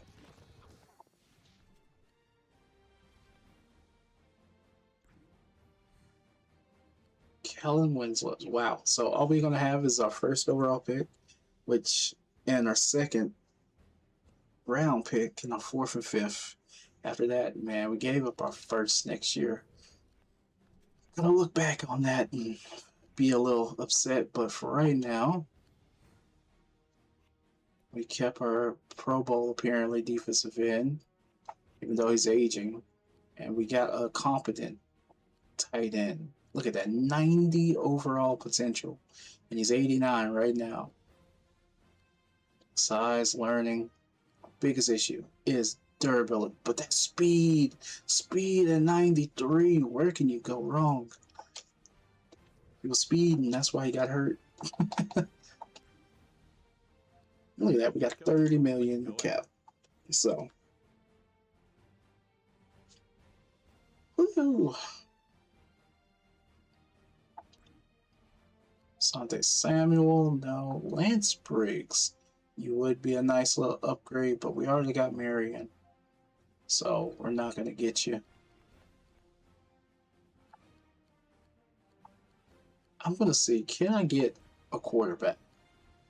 What quarterback at? Can I trade for Tom Brady? I can't. Can I trade for Peyton Manning? I can't. What about Drew Brees? I actually can trade for Drew Brees. Excuse me? I could trade for Drew Brees. What are they going to want? They're not going to want that much for Drew Brees. Maybe it's his contract. My third next year?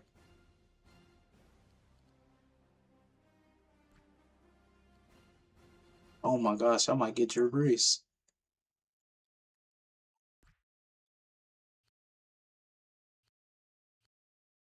Listen here.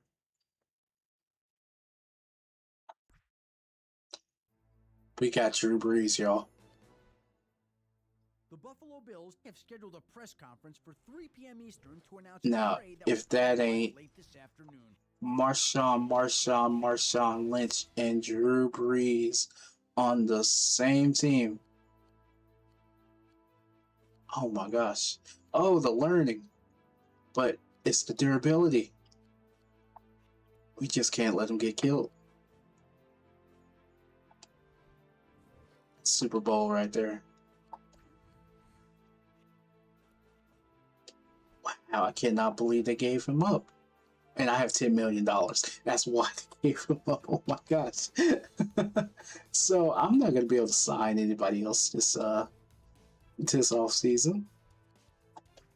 Yeah, we're just going to have to go with what we got. The Saints scheduled a press conference for 3 p.m. Eastern. Drew Brees. Signing of one of the offseason's biggest free agents. Drew Brees and Sean Marion hate this team. I do not blame them. We have literally next to nothing here. I would get you, but we're already going to go with the elder statesman. So this is what I'm going to do. I'm going to go ahead and save. Because that was a monumental trade. We met our goals. What we're going to do is we're going to sim a 2D draft. I'm going to go take a nice little bathroom break. And we're going to get back into the draft. So hold on. Be right back.